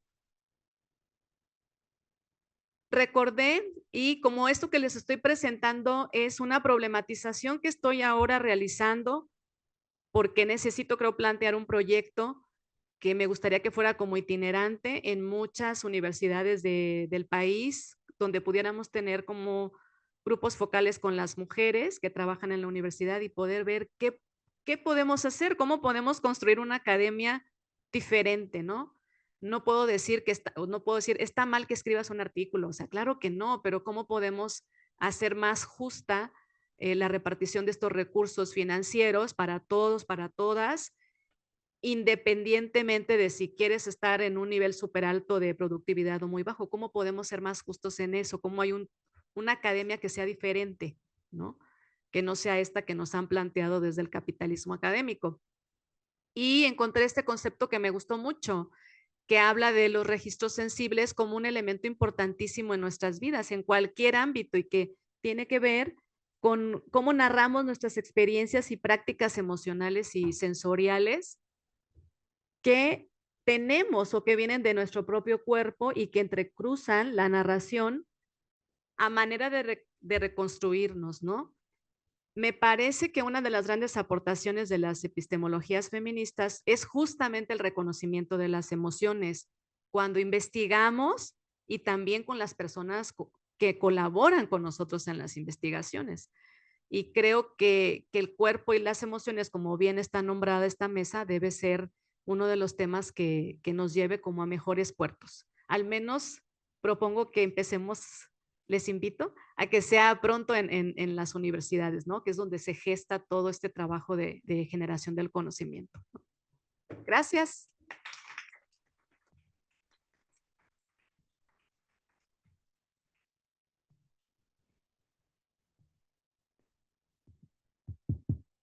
Gracias, Pati. Ay, todas las ponencias están súper interesantes. Bueno, vamos a la última ponencia, que es una ponencia donde tenemos aquí a dos académicas. Susana Gabriela Muñiz, ella es doctora en sociología por la Universidad del Estado de Nueva York. Es maestra en estadística por la Universidad de Manchester y maestrante, en la intervención social y cooperación internacional por la Universidad de Oviedo. Actualmente es profesora de la Universidad de Guadalajara, en donde funge además como coordinadora del Centro de Estudios de Género. Es directora de la revista de estudios de género La Ventana. Es integrante de la Junta Académica de la Maestría en Estudios de Género e integrante del Comité Universitario de Análisis de Asuntos Públicos en Maestría en Materia de Género. Coordinó la encuesta universitaria de género en el 2002 y la encuesta universitaria de menstruación en el 2023. En el pasado ha trabajado para los gobiernos de la CDMX, en donde fue integrante fundadora de la Escuela de Administración Pública, así como del Estado de Jalisco. Su trabajo se centró originalmente en la investigación aplicada al diseño y evaluación de las políticas públicas, la gobernanza y las instituciones. Considera el estudio de género como eje estratégico en la construcción y evaluación de las políticas y en la comprensión de prácticamente cualquier fenómeno social. También estará con nosotras, María del Rosario Ramírez Morales. Ella es doctora en Ciencias Antropológicas de la UAM Ixtapalapa, profesora investigadora del Departamento de Sociología de la UDG, es ex investigadora postdoctoral e investigadora huésped en el CIESAS Occidente, es miembro del Sistema Nacional de Investigadoras e Investigadores, ha centrado sus estudios en mujeres en zonas urbanas en el centro y occidente de México, analizando sus modos de organización y trayectorias espirituales, así como los usos y significaciones del cuerpo. En los últimos años, su trabajo se ha construido desde la intersección entre feminismo, espiritualidad y corporalidad, abordando temas como aborto, menstruación y salud. Es autora del libro Mujeres en Círculo, Espiritualidad y Corporalidad Femenina. Ambas nos van a presentar la ponencia de ocultamiento y gestión, análisis de la encuesta universitaria de menstruación. Muchas gracias y bienvenidas. Voy a empezar yo, me voy a tomar el tiempo. ¡Qué mesa tan poderosa! Híjole, estoy así como muy sorprendida, muy agradecida y bueno, hoy les vamos a hablar de menstruación. Primero, sí, me ayudaría eso. Muy bien. Toda la onda técnica. Ok. A ver, no, ya desapareció. Bueno, les quiero contar rápidamente en lo que aparece de nuevo la presentación, que, bueno, nuestros puntos de partida son en principio, pues cómo el cuerpo desde ya hace algunas décadas, pues se ha convertido en un espacio de problematización también social, ¿no? Digamos que desde hace ya un tiempo hay varios investigadores que han problematizado el cuerpo desde ese impacto que tiene en lo social y no solamente desde lo biológico, ¿no? Una de las cosas que sabemos también es que se ha cuestionado esta idea de que el cuerpo solamente es, ¿no?, entera biología y la menstruación surge justamente como uno de los ejemplos donde este abordaje social del cuerpo se vuelve como un espacio paradigmático, digamos, la menstruación, ¿no? Porque justamente ilustra, como ponemos aquí, la intersección entre lo biológico y lo sociocultural. Todas y todos sabemos, si pensamos por un segundo solo una palabra, ¿qué palabra le pondrían a la menstruación? Pues nomás piensen eso y piensen qué tanto tiene esa palabra que pueden pensar, tiene que ver enteramente con su cuerpo o con lo que les han dicho, ¿no?, sobre la menstruación. Si hiciéramos solamente ese ejercicio ya ya tendríamos como algunas pistas de por dónde va la cosa que les vamos a compartir. Entonces, también otro punto introductorio que tomamos en cuenta para este trabajo es la invisibilización de la menstruación en distintos niveles. Primero, desde la vida cotidiana es muy difícil hablar. Hoy lo hacemos cada vez más y ya nos importa menos la crítica, pero ha sido siempre muy complicado hablar de menstruación, incluso en espacios académicos como este. Entonces, aprecio y valoro mucho que se haya abierto, ¿no?, la posibilidad de presentar también este trabajo, pero también en la vida cotidiana ha sido una lucha constante el nombrar la menstruación incluso como menstruación y no con otro tipo de palabras. Entonces, bueno, teniendo esto como introducción muy breve, nuestro propósito, bueno, es compartir en principio los resultados, algunos resultados de la encuesta Fluye con Seguridad, que tanto Susana como yo tuvimos, la verdad, el enorme privilegio de formar parte del equipo de investigadoras que hizo este proyecto. Y este proyecto a su vez tenía, bueno, tiene el propósito, en principio, de contribuir al conocimiento sobre la menstruación y sus condiciones en México, porque hay muy poca investigación alrededor de este tema, pero particularmente nos interesaba conocer estas condiciones en la comunidad universitaria. Entonces, lo que les vamos a compartir son los resultados de esta exploración a nivel pues, interuniversidad. También otros antecedentes, estoy cambiándole aquí como si estuviera cambiándola acá, perdónenme. Otros antecedentes de la encuesta es que hay algunas exploraciones, también sería un error decir no hay nada nunca y nosotros somos las primeras, claro que no. Sí hay exploraciones sociales alrededor de la menstruación, sobre todo en tesis de maestría, en tesis de licenciatura, en algunas tesis de doctorado cada vez más, pero no, digamos que no es un tema frecuente, ¿no? Entonces, las exploraciones sociales todavía son un trabajo en proceso, incluso en el área médica tampoco es tan común.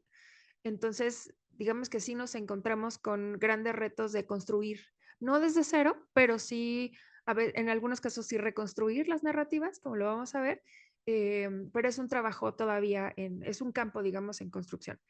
También hay algunas de los materiales disponibles alrededor de la experiencia menstrual particularmente han sido producciones autogestivas y de parte de activistas y educadoras menstruales. Y también recientemente ha habido un creciente interés de parte de las instancias estatales por generar los datos sobre menstruación. Sin embargo, pues es de unos años para acá, o sea, al menos de 2021 para acá, es que los estados se han preocupado un poco por medir y tener y generar datos alrededor de esto. Y les comparto rápidamente 4 encuestas realizadas hasta ahora en México. Por supuesto, la de UDG es la quinta. Solamente por mencionarlas así rápido, la vida en rojo, que es un diagnóstico sobre gestión menstrual en mujeres de personas que integran poblaciones callejeras en Ciudad de México, periodo tras las rejas, que igual también en Ciudad de México, experiencias de gestión menstrual en adolescentes y juventudes en entornos escolares en la Ciudad de México también, que no incorpora población universitaria, por ejemplo, y la llamada primera encuesta nacional de gestión menstrual realizada por UNICEF, no es cierto, sí, UNICEF, Menstruación Digna México y ECITI, aunque en realidad fue una investigación que se hizo centrada en Aguascalientes, Michoacán, Oaxaca, Puebla y Tamaulipas. Y como quinta encuesta nacional, digamos, tenemos la encuesta sobre menstruación fluye con seguridad. Rápidamente, un elemento muy importante que tuvimos que tomar en cuenta, porque considerando que hay poca información alrededor de este tema, es cuáles eran los discursos alrededor o que estaban alrededor de la menstruación cuando empezábamos a hacer esta exploración. Y uno de esos conceptos es la dignidad menstrual. Surgieron otros, como pobreza menstrual, como justicia menstrual y demás, que a lo mejor los escucharon por ahí en otros lugares, pero pensar la dignidad menstrual ha sido todo un reto porque sobre todo desde las visiones del Estado, la dignidad menstrual ha estado muy asociada a la pobreza menstrual, que no es otra cosa más que la dificultad de personas y mujeres y personas que menstruan de acceder a productos de gestión, ¿no? Toallas, tampones, copas, etcétera. y no solo es eso, ¿no? Entonces, aquí compartimos también, uno de nuestros puntos centrales es cómo entendemos la dignidad menstrual y en este sentido o sea, sí consideramos esta parte de la dificultad del acceso a los productos, pero además consideramos una perspectiva interseccional de cómo menstruamos. ¿Cuáles son esas otras cosas, además del acceso o no a productos de gestión, que nos permiten menstruar con dignidad real? O sea, en ese punto, ¿no? Entonces, y también considerando que esta dignidad los mecanismos, digamos, para alcanzar esta dignidad tiene que ver con un acceso a la justicia también con perspectiva de género. Y ya rápidamente, para dar paso a los datos, porque es lo que queremos como, con mayor ganas compartir, es que esta encuesta, la verdad es que yo me siento muy orgullosa de haber sido parte de este equipo porque es la primera encuesta latinoamericana en su tipo, haciendo también una exploración de donde más se han hecho investigaciones sobre menstruación, específicamente en población universitaria. Hay muy pocas investigaciones literalmente en el mundo, entonces, o con muestras muy, muy, muy chiquitas. Entonces, esta es una encuesta que en principio se plantea como representativa de la población universitaria, de la red universitaria de la UDG. Tuvo 2.741 participantes captadas en 42 puntos menstruales, muestrales. Sabía que me iba a pasar eso. Lo sabía, lo practiqué, me lo dije a mí misma y me pasó. Puntos menstruales, póngame puntos menstruales, ¿listo? Desde hoy lo atravesemos así, que corresponden a 9 centros universitarios y 33 preparatorias que forman parte de la red de la universidad. También fue un cuestionario estructurado con 93 preguntas, era de carácter anónimo y era autoaplicado, y en este sentido también quiero reconocer y traer aquí a la mesa al enorme apoyo que brindó también la FEU para el levantamiento de la encuesta. Por supuesto, el trabajo que se hizo desde el Centro de Estudios de Género y también las otras y los otros colegas investigadores que estuvieron como parte del equipo. Y como decía, bueno, el propósito que tuvimos, el propósito último de esta encuesta fue conocer cómo experimentan su menstruación las estudiantes de la Universidad de Guadalajara. Y le doy la palabra a Susana Muñiz. Muchas gracias, Rosario. Nada más quiero corregir la modestia de Rosario. No formamos parte del equipo, coordinamos el estudio. Gracias. Hay que darse también a su lugar, ¿no? Bueno, no sé si me pueden seguir en la presentación. Una de las cosas que quisimos enfatizar fue el entendimiento de las condiciones en que se menstrua. A mí a cada rato me hablan y me dicen en una entrevista, ¿qué significa ser mujer? Y yo, no, pues no sé. Entonces, pero te puedo contestar como en qué condiciones soy mujer, ¿no? Y a lo mejor eso ya cada quien lo interpreta como sea.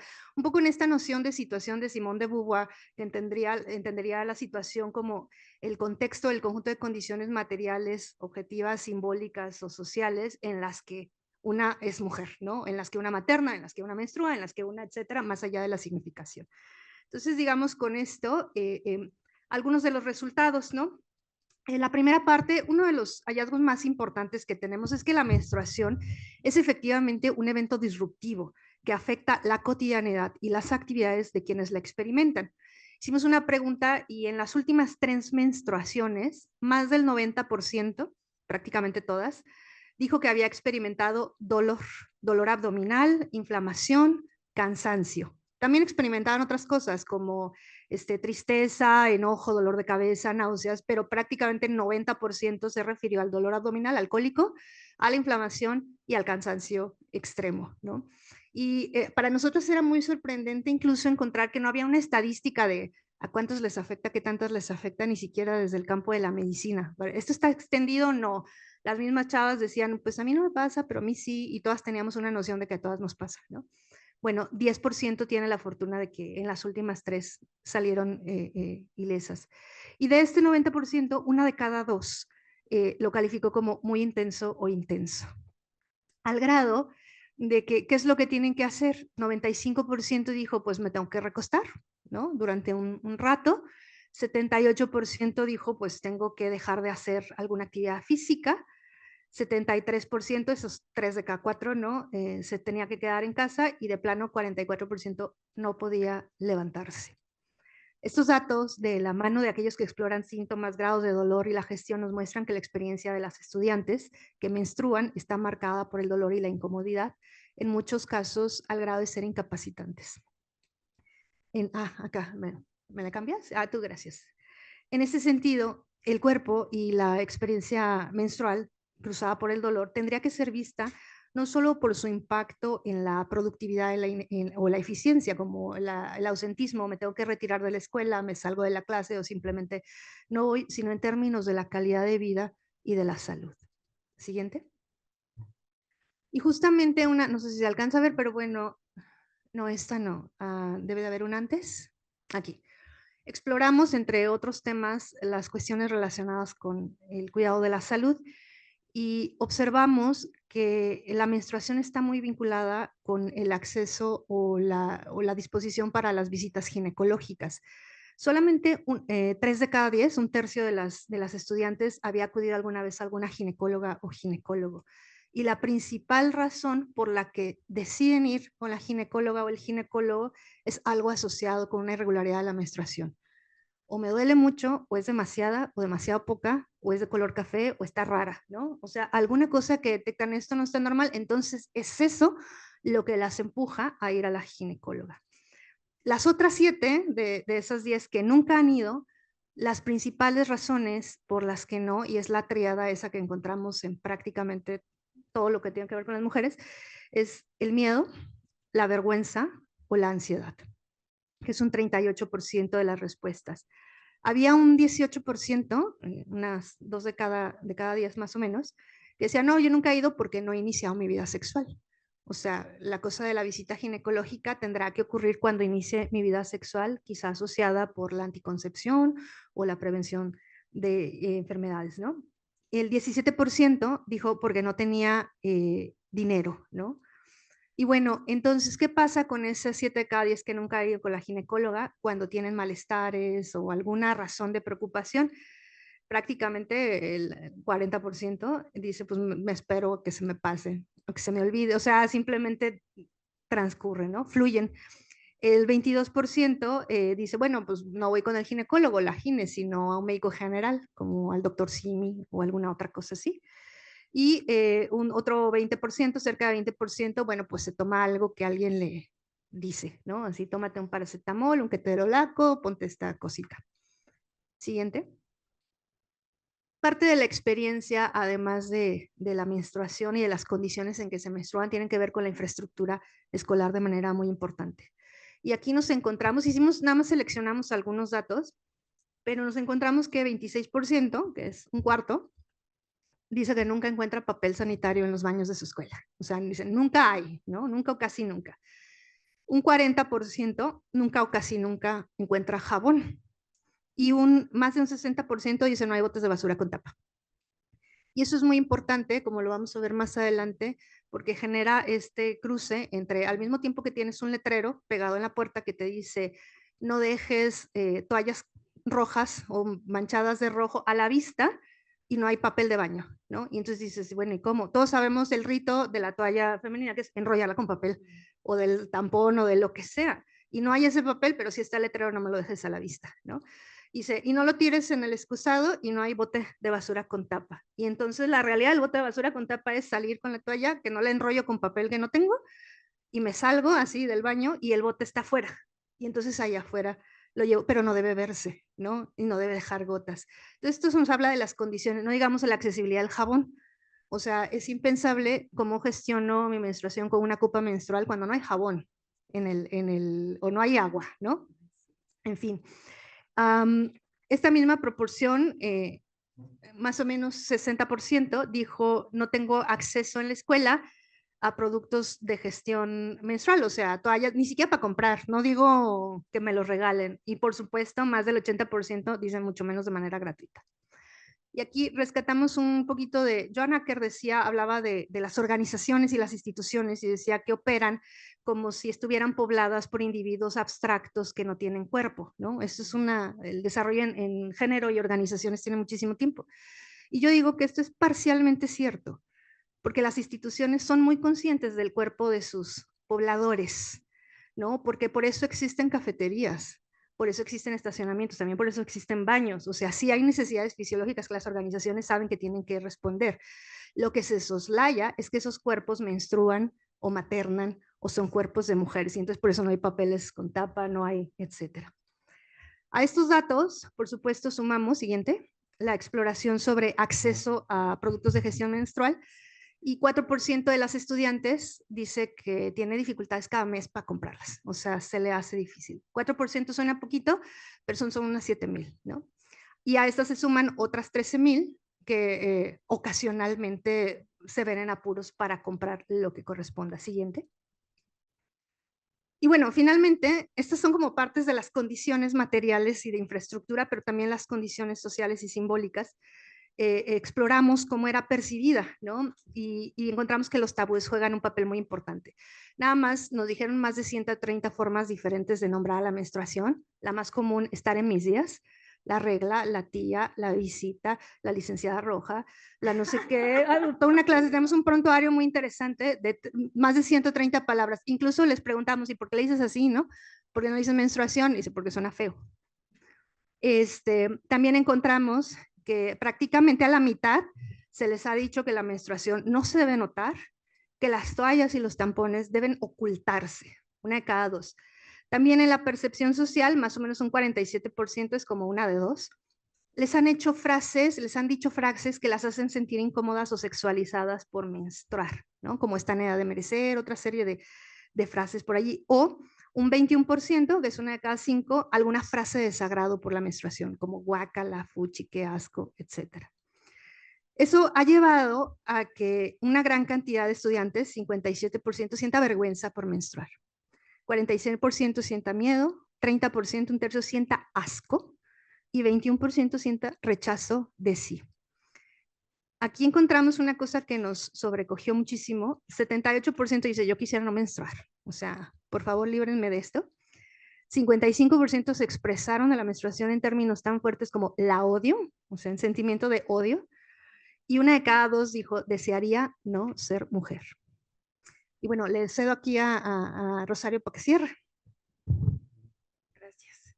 Pues ya lo comentaba Susana, ahorita les voy a, mira, esta foto es de... Es de un baño de una prepa cuando andamos en cuenta. Sí. Entonces también, aunque la encuesta como tal no aborda elementos, ¿no?, cualitativos, en el levantamiento obviamente pudimos captar algunas cosas como esta, que es justo el ejemplo que comentaba Susana hace un momento de bueno, a ver, no dejemos papeles visibles, pero es que tampoco hay papel, pero es que tampoco hay botes de basura, entonces, ¿cómo le hacemos, no? Entonces, por un lado tenemos que se exige a las mujeres mantener la invisibilidad de la menstruación, pero tampoco la infraestructura permite que esa invisibilidad se garantice, ¿no? También se espera que las mujeres utilicemos productos de gestión menstrual, pero se ignora por otro lado que no todas tenemos posibilidades materiales y económicas para obtenerlos. También se habla de que es un proceso natural, pero eso también juega de alguna manera en contra porque es tan natural que entonces no hay que hablar de eso, ¿no? Por un lado. Y eso, entonces no hay que hablar de eso, impide que las mujeres y personas que menstruamos accedamos a la información necesaria para vivir la menstruación con dignidad. Y también alrededor de la menstruación hay un montón de estigma que sobre todo, bueno, se ve como en estas emociones que veíamos en la diapositiva anterior, de odiar ser mujer, de sentir vergüenza y de tener y de encarnar literalmente como estas emociones que en realidad son sociales, ¿no? No sentimos vergüenza por menstruar solo así, sino hasta que alguien nos devuelve esa mirada, ¿no? Sí, justo estoy en el último punto. Y también finalmente, y que son como tareas ahí a seguir explorando, es la interiorización del tabú a través de la vergüenza, de la culpa y del miedo, que ahora tenemos datos de, ¿no?, de porcentajes de cuánto se siente eso. Y como se menciona, como las emociones del amo que se inscriben en la existencia de las mujeres. Y pues finalmente queremos decirles que también la idea de esta encuesta es que, bueno, sea una encuesta que sea libre, que todo el mundo pueda acceder a ella, que puedan, tal cual, pueden buscarlo así como encuesta fluye con seguridad y van a encontrar ahí los datos completos de todo. Obviamente aquí presentamos solamente algunos elementos chiquititos, pero pues eso, decirles que está en acceso abierto y que que hay por ahí un semillero de muchas tesis y muchas investigaciones porque hay datos bien interesantes. Muchas gracias por la escucha.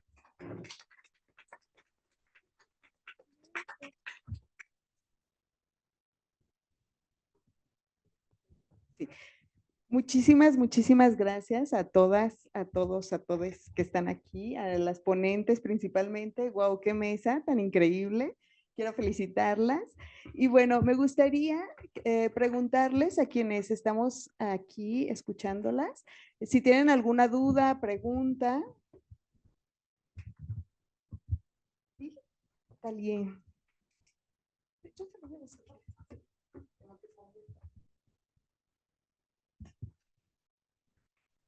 Buenas tardes, gracias a todas las participantes, la verdad una mesa realmente interesante y además una mesa que personalmente me resonó, no solamente en una de las ponencias, sino en cómo encuentran conexiones unas con otras, ¿no?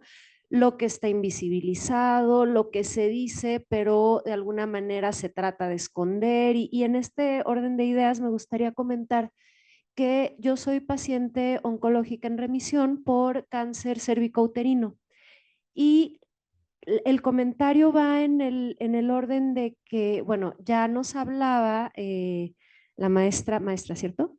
Emma, que hay una serie de violencias para las mujeres que pasan por una mastectomía radical. Yo pasé por una histerectomía radical y resulta que me resuena porque sucede muy similar. No sé si haya explorado como esos otros territorios, pero sí comentar que desde mi experiencia personal hay muchísima desinformación y bueno, soy investigadora, he tenido formación, o sea, finalmente he tenido que buscar por mi cuenta mucha información que no se me dio, porque, bueno, pues a mí me adelantaron la menopausia. Y entonces te la platican como, ay, sí, pues se te va a adelantar, pero por otro lado vas a ser muy feliz porque ya no vas a menstruar, ya no vas a tener dolor, ya no vas a tener que estar preocupada porque si se manchó el pantalón o qué sé yo, ¿no? Entonces, al final del día he llegado a la conclusión de que mucho de esto tiene que ver con que mi médico yo lo quiero muchísimo y lo respeto muchísimo, pero es hombre. Entonces, cierto que desde esta perspectiva no se nos da a las mujeres el panorama completo. Y entonces resulta que sí, uno es muy feliz porque al final bueno, pasa de este peligro de morir a una situación de está todo en orden y qué bueno, pero no te dicen o no te advierten de lo que viene. Y entonces tú vas dando como un poco como patadas de ahogado, ¿no? De que dices, ah, ya todo está perfecto, voy nadando de muerdito, pero de repente me jalan la pierna, ¿no? Porque digo, a ver, ¿qué está pasando con mi cuerpo? ¿No? Y fue un proceso ya de esto hace 3 años que me llevó 3 años entender bueno, sí, consultándolo con otras personas, con otros médicos, con otras mujeres, entender lo que me estaba pasando. Entonces, es muy lamentable, y ahí vengo al tema de la menstruación, es muy lamentable cómo pues todavía estos tabúes que existen están afectándonos a tantas personas y que qué valioso que haya trabajos como los que ustedes están desarrollando. Incluso le pega, ¿no? ¿Qué pasa con las académicas que están pasando por un proceso oncológico y que se tienen que enfrentar a la meritocracia, a la productividad, o sea, al capitalismo académico, ¿no? Entonces, pues muchas gracias por todo este trabajo que están haciendo. Estoy segura que sus investigaciones van a inspirar a otras investigadoras a seguir indagando ustedes mismas con lo que ya nos han presentado y con lo que seguramente tendrán en proyectos futuros, pues justamente a quitar ya estos velos. ¿Cómo es posible? Ahorita comentaba aquí en corto con la doctora también, que cómo es posible que en el 2024 y sigamos con estas cosas, ¿no? Es como muy impresionante. Muchas gracias.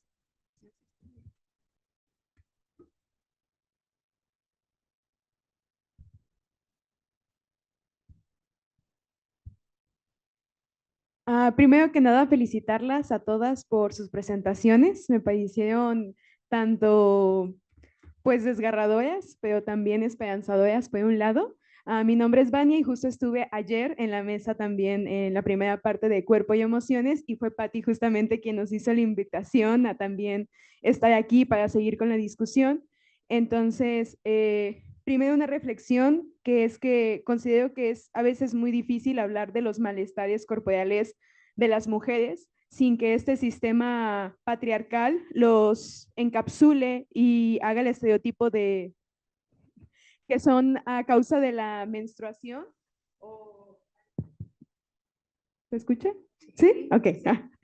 Que sean a causa de la menstruación o... con que no me explote el micrófono. No me van a silenciar. Bueno, continuamos. Que justo cuando a veces las mujeres expresan estos malestares que sufren, a veces el sistema llega a estereotipar de, es que de seguro es porque estás menstruando, o en las mujeres también es pasar por justamente la menopausia o el embarazo, ¿no? Ves que estás sensible porque estás menstruando, te pones histérica porque estás en la menopausia, porque estás embarazada.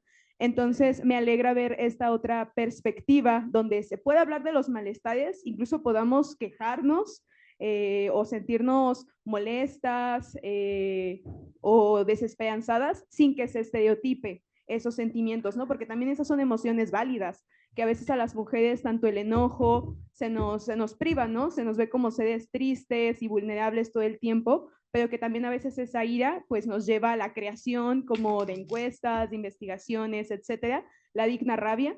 Entonces les agradezco por eso y particularmente tengo dos preguntas.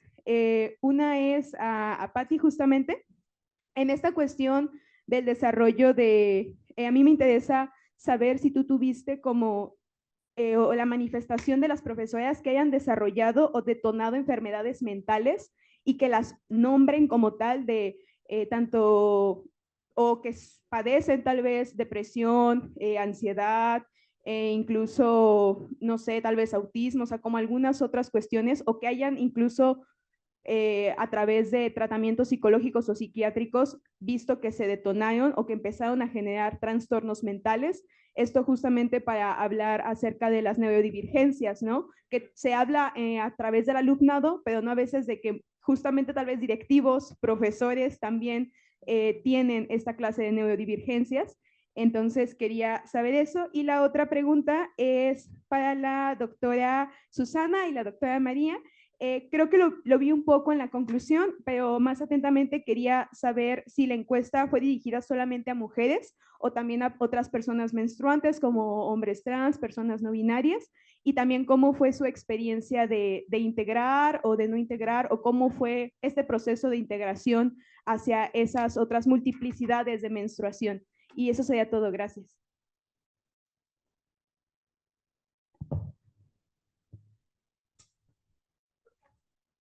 ¿Contesto?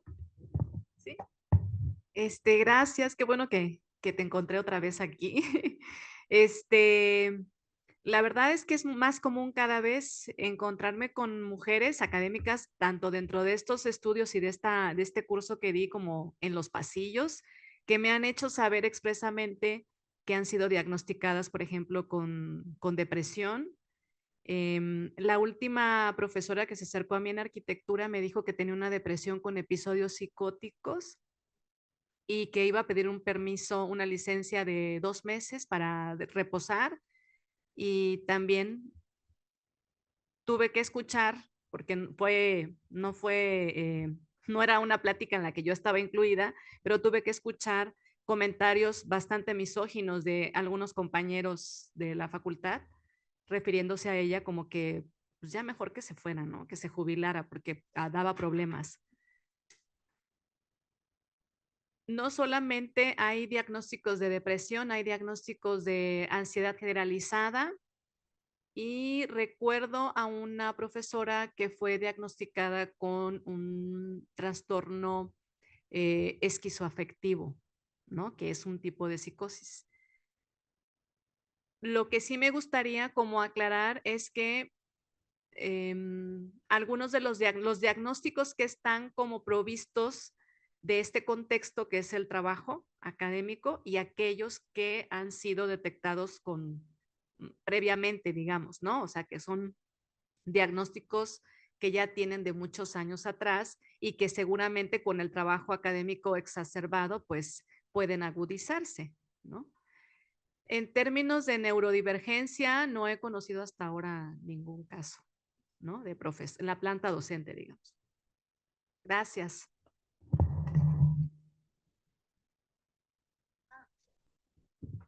Sí, en respuesta a la pregunta, sí, se incluyó a personas menstruantes, fueron las convocadas a participar. En la UDG, tanto en la encuesta de menstruación como la de género que hicimos en el 22, menos del 1% de la población se autoidentificó como hombre trans o mujer trans, ¿no? Y creo que me parece que en la de menstruación habrá salido, eran como 8 casos, ¿no? Sí, una cosa así de los contabas con las manos.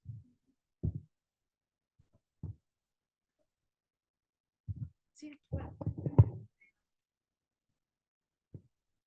Muchas gracias por compartirnos tu experiencia.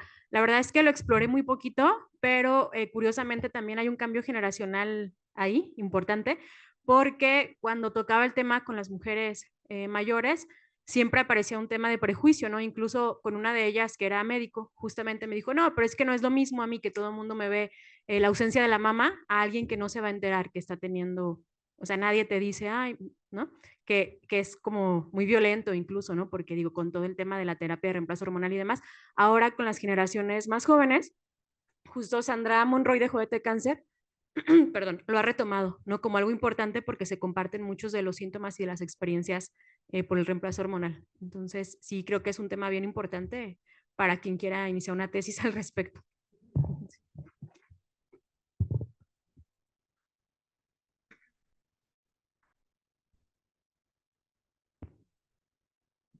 Hola.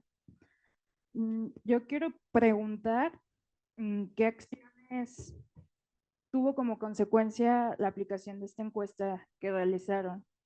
¿Hubo alguna especie de políticas públicas, de cambios en la administración, en los centros educativos, no sé, en los baños, poner como por regla papel o botes de basura?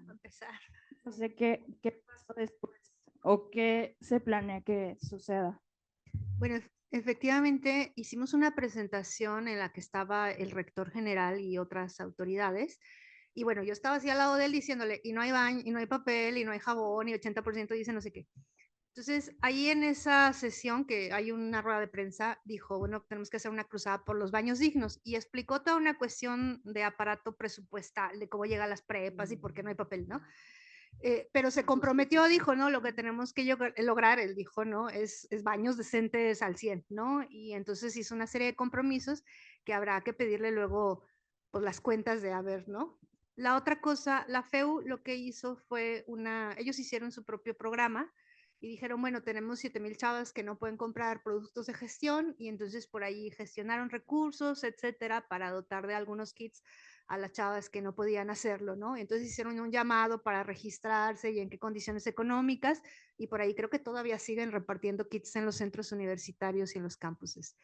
Las otras dos líneas, una que a mí me parece muy importante, que hemos estado, digo, en el Centro de Estudios de Género y nosotras no somos tomadores de decisiones ni hacedoras de políticas, ¿no? Entonces nos toca ir a empujar y a ver a quién convencemos, ¿no? Entonces, una cosa que es muy importante es que haya reforma del reglamento académico de estudiantes, por ejemplo, para la justificación de las faltas, en la que solamente existe por enfermedad a causa de fuerza mayor que tiene que venir con un justificante médico. Entonces, pues nadie nos va a dar un justificante porque tenía un cólico tirado en mi casa, ¿no? Entonces es prácticamente imposible. Y sin embargo, sí se dan justificantes, pues por andar en la FEU, por ejemplo, ¿no? Está en el reglamento, no dice así, pero dice por andar en actividades políticas o algo así. Entonces dijimos, debería haber uno, y ha habido debates como de, y entonces, ¿pero quién va a conceder? ¿No va a haber abuso? Y yo les decía, pues aunque haya abuso, uno puede errar en un lado y puedes afectar a las que tienen mucho dolor con tal de que no haya abuso, o puedes errarle y unas que se pasen de lanza y pues no importa, ¿no? O sea, nadie tenía por qué justificarse. Y la diferencia entre que se justifique en el reglamento no, es que no está a la discreción del profesor o la profesora. Porque ahorita sí hay quien da chance y dice, oiga, maestra, tengo un cólico, no puedo no irme, adelante. pero el hecho de que esté en el reglamento no depende de la decisión particular. Y bueno, cosas que han hecho, por ejemplo, se organizaron las representantes de la División de Jurídicos del CUCS y aunque no haya modificación al reglamento general, sí en la División de Jurídicos ya sacaron de que se cuenta como justificante sin comprobante alguno, no sé qué, ¿no? Y lo último es que se pusieron las pilas a algunos lugares, como algunas prepas y algunos centros universitarios, pero esto ha sido local, para generar áreas de descanso menstrual. O sea, no está en toda la universidad, ya quisiéramos, ¿verdad? Y que hubiera, ¿qué es eso? Pues unos silloncitos donde vas, te acuestas, está el paracetamol, la compresa caliente, una cobijita y, o sea, 2, 3 cosas elementales que en realidad puede estar en la misma enfermería. Ahí en la prepa 11, por cierto, es un área de descanso menstrual fantástica, debe ser área de descanso general para muchas otras cosas. Y bueno, esperamos que debería de haber otras políticas encaminadas por allá.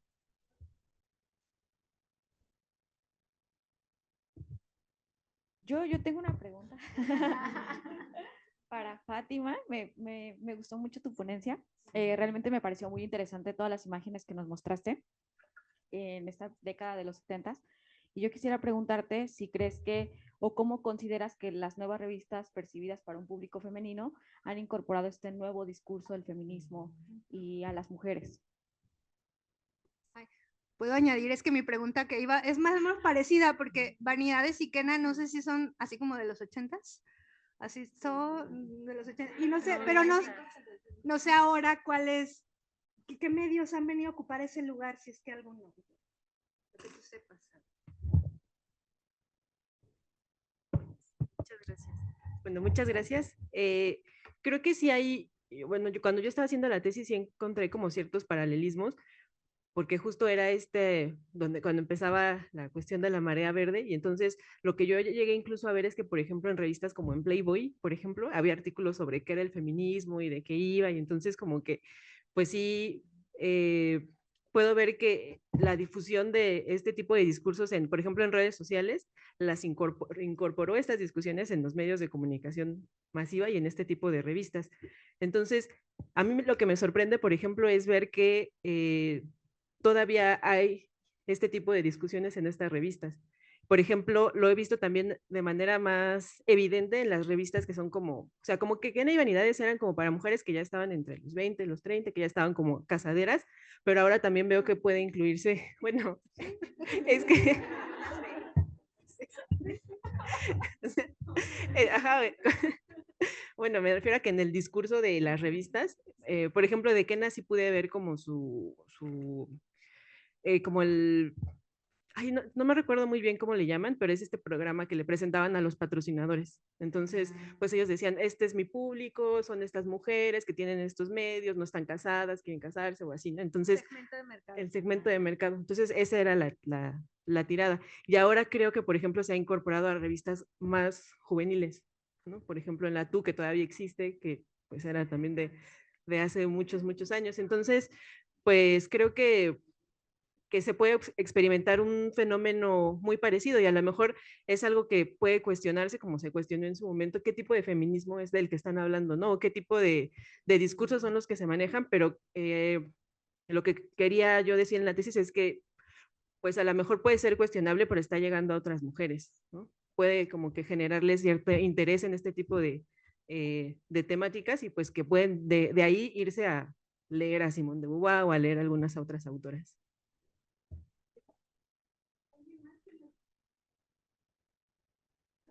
Yo, una pregunta, si puedo, tanto para Patti como para Emma. Hace ratito que mencionaban el tema de los diagnósticos, ¿no? Y sobre todo para Patricia. También, no sé si han explorado el tema de los no diagnósticos, ¿no? O sea, toda esta cuestión del agotamiento y de la colitis, y luego esos diagnósticos medio raros como la fibromialgia, por ejemplo, o como el que se le parece, el síndrome del intestino irritable y el no sé qué, hay como 4 ahí, que son medio no diagnósticos, pero que también las mujeres transitan, digo, yo esto lo sé por experiencia, digo, yo todas las que yo conozco como yo, tenemos un padecimiento innombrado, o sea, que no sabemos qué es, ¿no? Y que van ahora con el reumatólogo y luego con la ginecóloga y luego con quién sabe quién, el neumólogo, y así, rebotando, porque dicen, luego no me explico, es este cansancio no corresponde o este dolor articular, etcétera. Entonces, no sé si han explorado también en el aspecto de la salud, sobre todo Patricia, la parte del no diagnóstico, y no sé si hay una violencia médica también muy interesante. Hasta el momento no he explorado eso, pero creo que lo voy a tener en consideración porque me parece que muchas veces son ellas las que me dicen, yo fui con el médico y me recetó esto porque dice que tengo este diagnóstico, ¿no? Pero lo que me parece como muy persistente en todas ellas es la asociación que hacen de ese diagnóstico y el trabajo, ¿no? Como dicen, tengo tanto desgaste de esto que yo hago, de estar trabajando en mi casa, en la escuela y de aguantar las grillas y todo. Y entonces esto que me pasa es porque yo no puedo hablar de esto, ni puedo quejarme porque tengo miedo y entonces enfermo. Y el diagnóstico es este. Entonces ellas dicen, yo sí estoy medicada, pero a veces no sienten un alivio, ¿no? Siguen un poco viviendo en este ritmo de trabajo. Pero lo voy a incluir como parte de esta problematización porque sería interesante esto de los de los no diagnósticos, ¿no? Sí, gracias por preguntar. Bueno, en mi caso es un poquito más complicado porque hay diagnósticos tardíos, que es lo que casi siempre se publica, pero también si nos vamos a las cifras de incidencia mortalidad, es bien curioso ver el juego porque pareciera que en México no mueren tantas mujeres por cáncer de mama, de hecho apareció ahí, ¿no? Como que morían menos que en Estados Unidos y Canadá, pero en realidad mueren sin ser diagnosticadas, ¿no? Entonces se da como otra causa cuando se sabe que murieron por eso, y aún así, con la baja cifra registrada, México, la primera causa de muerte por tumor maligno es justamente cáncer cervicouterino y la segunda cáncer de mama, aunque van jugando un poquito ahí, ¿no? Pero generalmente el cáncer de mama es la segunda. Y bueno, eso, no solo cuando lo cruzas con Estados Unidos, Canadá y el norte de Europa, checas bien cómo está ese juego y el Globocan tiene ahí como unas gráficas que incluso puedes jugar con ellas y meter los datos que se te ocurran, pero generalmente en México no son diagnosticadas. O sea, mueren, ponen otra cosa, pero había una laceración mamaria o algo, ¿no? Que te indica que era cáncer de mama. Bueno, yo nada más quería hacer un comentario, así muy breve, justo invitándolas, sobre todo aquí que la mayoría somos historiadoras, justo a invitarnos, historiadores, a animarnos justo a entrarle a la dimensión o a teorizar sobre las emociones, porque como estamos viendo, se politizan, ¿no? Y las emociones son son elementos en donde se establecen relaciones de poder muy visibles, como lo podemos ver aquí, y que justo en las investigaciones que son contemporáneas lo abordan muy bien o muy ampliamente, y creo que en historia todavía hay una beta súper importante en donde tendríamos que entrarle a ese análisis, ¿no? Entonces, justo esa es la razón por la que se creó esta mesa, sugerimos esta mesa para ir hablando de las emociones en los contextos o en las narrativas históricas. Y también, pues de esa misma manera, a nuestras colegas que abordan temas contemporáneos, invitarlas, ¿no? A historizar sobre sus temas, a ver qué es lo que antecedió a estas problemáticas que tienen ustedes, porque sin duda es una narrativa que podría todavía extenderse allí, ¿no? Y bueno, eso era todo. Agradecerles que están aquí con nosotras y una última invitación. Fíjense que en nuestra mesa tenemos una Padlet en donde, si tienen oportunidad, si se pueden registrar, aquí hay un código QR en donde estamos vaciando todas nuestras reflexiones de qué es lo que estamos pensando, cuáles son nuestras inquietudes en relaciones a esta mesa, y bueno, porque historiadoras y nos gusta hacer un archivo personal y colectivo para después compartirlo en las redes sociales, estaría buenísimo que entraran allí y nos dejaran sus comentarios, ¿va? Y bueno, les damos un aplauso, por favor, a nuestras ponentes. Y les invitamos a nuestra siguiente conferencia magistral y a la presentación del libro, del diccionario del libro de Lilia. Muchísimas gracias y nos vemos pronto.